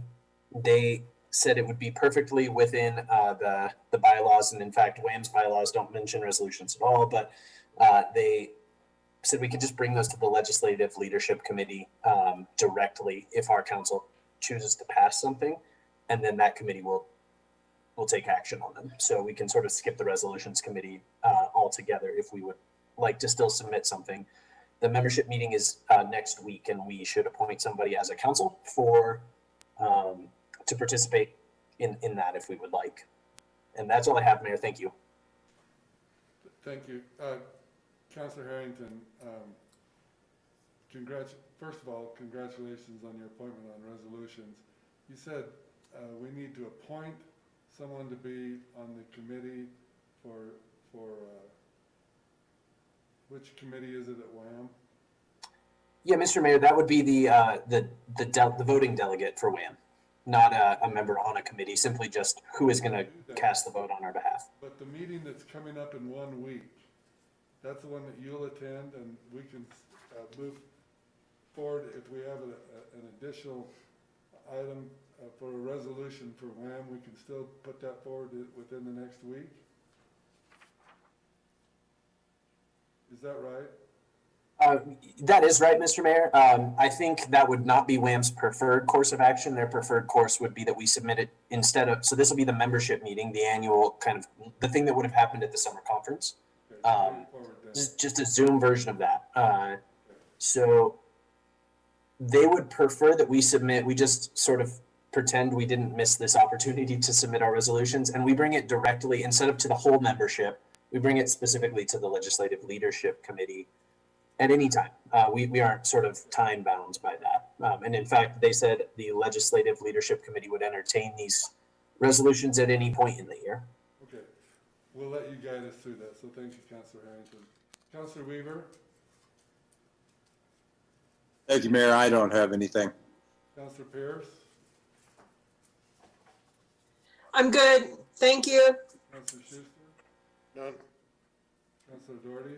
The Laramie Advisory Board on Disabilities met and want to bring attention next month to Disability Employment Awareness Month, and note that because of COVID and people getting more used to Zoom and things, there's actually, it's making it easier for some people with disabilities to gain employment. Thank you. Good. Vice Mayor Gabriel? Yes, thank you, Mayor. As a member of the Laramie Parks Recreation Board, I think all of us received this in the email earlier, that there will be a park naming and check presentation by the Laramie Rotary Club this coming Saturday, 10 o'clock in Grandview Heights. And it will take place at the intersection of Glacier Drive and Bill Nye. Right. And that will start at 10 o'clock. If anybody's interested on Saturday morning. Yeah. And that's all I have. Good, thank you for that reminder. Councilor Stalder? I have no updates. I have no updates, Your Honor. Okay, now let's start with council comments. We'll start. I have no comments. Councilor Stalder? Councilor Doherty? Councilor Schuster? Councilor comments, let's see. First of all, let's start with, who did I? Anyway, we'll just do this. Councilor Weaver first, and then Councilor Harrington, then Councilor Pierce. Comments? Councilor Weaver? Are we talking about just, Mr. Mayor, just general comments? Something that you feel compassionate about, that you want to, or passionate about, not compassion, passionate about that you want to bring before the council? Yeah, I'm going to raise 2 quick points. One is that I think this is going to be an interesting, and if we are able to come to a consensus, as I alluded to earlier, about what the science is trying to inform us about, then I think it'll be a successful process. If we're not, then I have some concerns. But we just spent a long time on that, so let's leave that aside for now. And I want to raise a second issue, which is that I am concerned about one issue in particular right now, which is that if I drive by establishments downtown that serve alcohol, and I drive by on Thursday, Friday, or Saturday evening, I'm witnessing a parade of people in violation of standing health orders issued by the state. I'm also noting that right now, Albany County has the most laboratory confirmed cases of coronavirus in Wyoming. These 2 things concern me very much.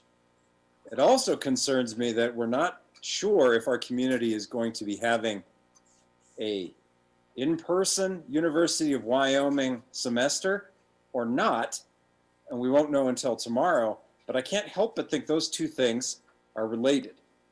That's it for me. Thank you, Mr. Mayor. Thank you. Councilor Harrington?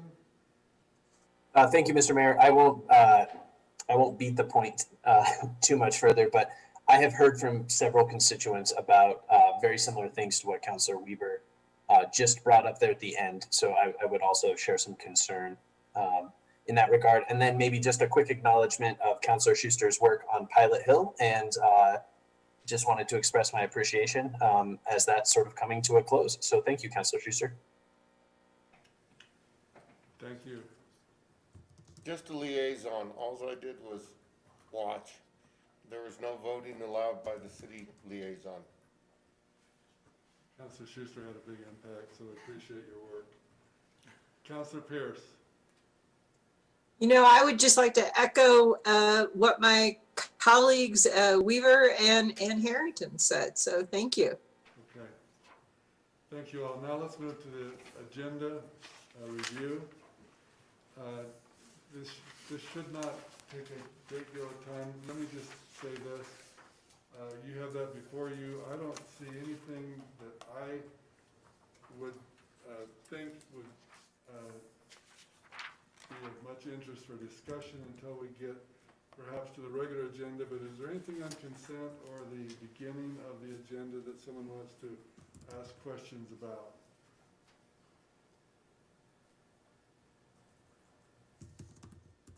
Don't see any hands. So let's go to the regular agenda.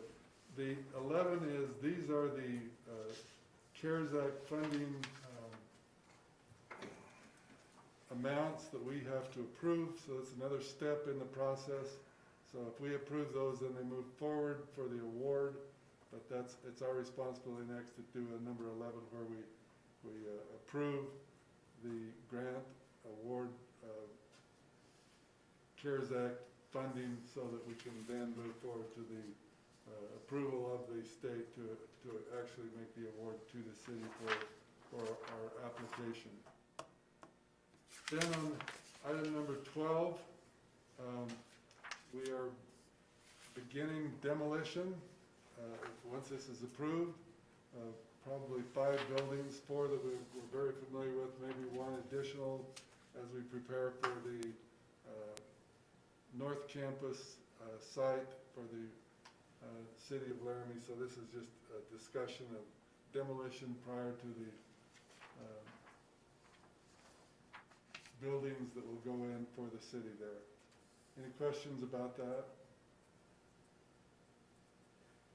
Okay, the next item is the last of, I think, the type 1 ambulance replacements. This is the one that has the frame that can be replaced, I think 3 times, but a chassis that is going to be more durable. And this is they'll bring that forward for us for our approval if the council approves that. Item number 14, this is Roxy's, and she has chosen, actually the Cowboy State Brewing has chosen to take their application and move that to the year 21-22. And so if there is any basketball games or football games during this fiscal year, they will have to be taken one by one, and she's aware of that, or they're aware of that. The city clerk probably make it a lot clearer than I did. Go ahead, Nancy. Mayor, you are correct that this is the permit for the stadium only. Stadium only, okay. Yeah, so they're asking for us to suspend the license since they were unable to use it as intended. $40,000 that will be moved on to the next calendar 4,000, year. yeah. Okay. Any other questions about that? So sad we had a top 30 football team and we're probably not gonna play. Hope we do. In the spring. I hope it's Hold on, We'll it's see. coming. Okay, I hope so. We have such a good team. Now, number 15. This is something that we've seen before. First finding, final plat. We don't know where that's going to go, but that will, we're all hopefully aware that this may move in a different direction. So we'll see on Tuesday where that goes. Staff, want to make any comments on that before that comes before council? I think we've had this come before us before. Okay, let's move on to the next item. This is the one that you've seen in the boomerang. This is the one where we have houses on streets that don't match up, and so this should be the final settlement and an agreement from these individuals and the city. I think it's going to be one that's amicable, so we shouldn't have too many problems with this, but we'll see when it comes before us on September the 15th. So that covers the regular agenda. Is there any questions anyone has on anything on consent, regular, or any other part of this agenda? Councilor Doherty. I'm sorry, on the consent, I was one of the people that requested to talk about the composting to include food waste, because the students, and I just don't know if the students are around to weigh in on that, the university students, I think it's the group on campus, the Sustainability Club. So I don't know if it's pertinent to bring it up when they're not around. Maybe it's just a quick update. So. City Manager. Mayor, Councilor O'Doherty, this is a quick update on some work that we did with university sustainability programs. It could be a first conversation, there could be future ones. Okay, thank you. Anyone else on any item on the agenda? Okay, so that brings us now to the public comments on non-agenda items, and we'll start with the list that we have before us. And the city clerk, you want to, and we have 2 names. I'll have the city clerk call those out, make comments on any item. Yeah. Any item, including the work session which you just had. Sarah Gorin. Okay, this is a good time? Yes, and Sarah, just to remind you, there is a 3-minute limit on this, so as soon as you begin talking, we'll start the clock. Make it snappy. Okay, I'm Sarah Gorin at 508 South 11th. I'm speaking for Albany County Clean Water Advocates.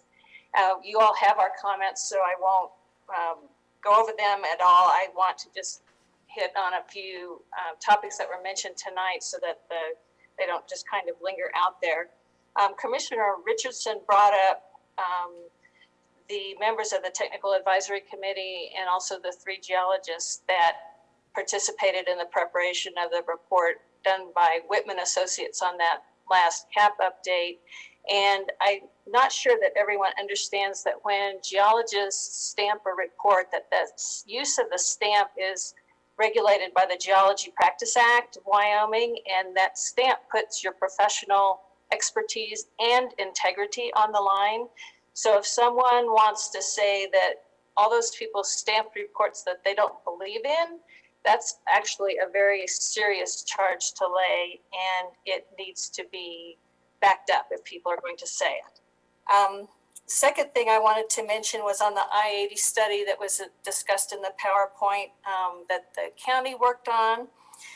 The various options for dealing with a spill on I-80 were prioritized, and the channel lining that Councilor Stalder asked a question about was one of, if not the last priority of the report. And what the experience of the diesel spill that was last winter or the winter before, I forget, showed that substances from a truck wreck are likely to go straight into the ground. They're not going to flow anywhere, and so a channel lining really isn't that useful.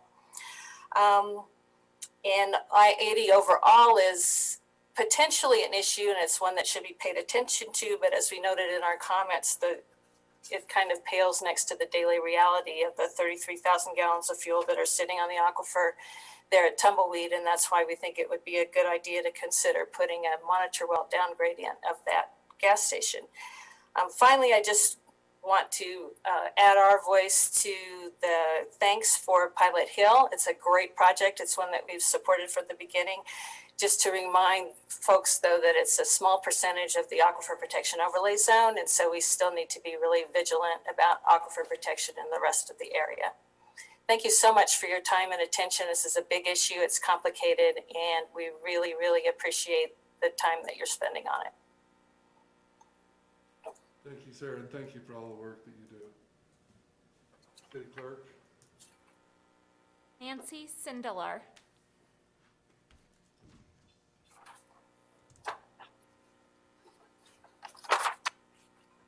Okay, can you see me and hear me? We can see you. Well, let's see. Yes. Yes, we can. We can see you. Go ahead, Nancy. Okay, I'm also with the Aqua Group, the Water Protectors. And I want to also repeat what Sarah said about thanking you for taking the time to do this.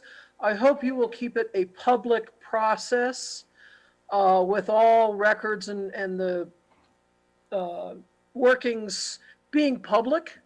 I think this is a very important thing since it affects everybody that lives here now, and I'm hoping we will be good ancestors to those that live long after we're gone. The one thing I wanted to bring up is the septic study. I realize it was done at one person's residence.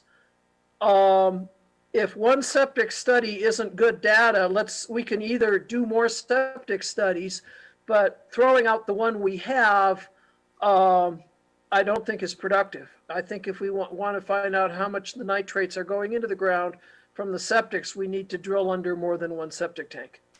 Thank you. I think I'm done for now, but I will be paying attention. Thank you, Nancy. Thank you for all the work you do for the city. Mayor, that's all that we had on the list. If anyone else is on, yeah, they can raise their hand or unmute. Okay, unmute or raise your hand if you want to make public comments.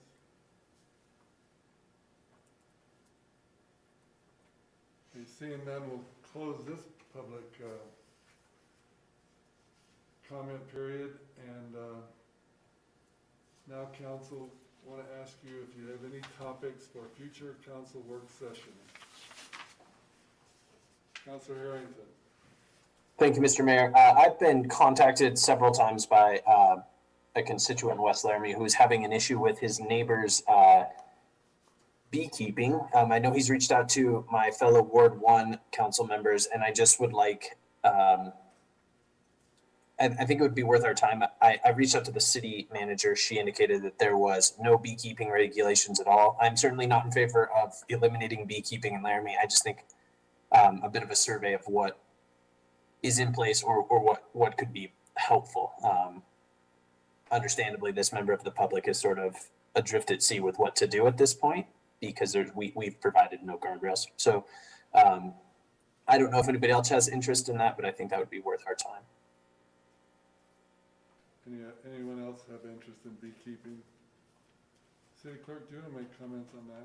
Yeah, Mayor, if we could have that brought up at next week's regular council meeting, then we can go ahead and officially record a second on that and get it added to the work session list. Okay, you know what? You're right. I am jumping onto the, thank you. I'm jumping onto our next week's agenda. All right, so we have completed the agenda for tonight, so we are adjourned.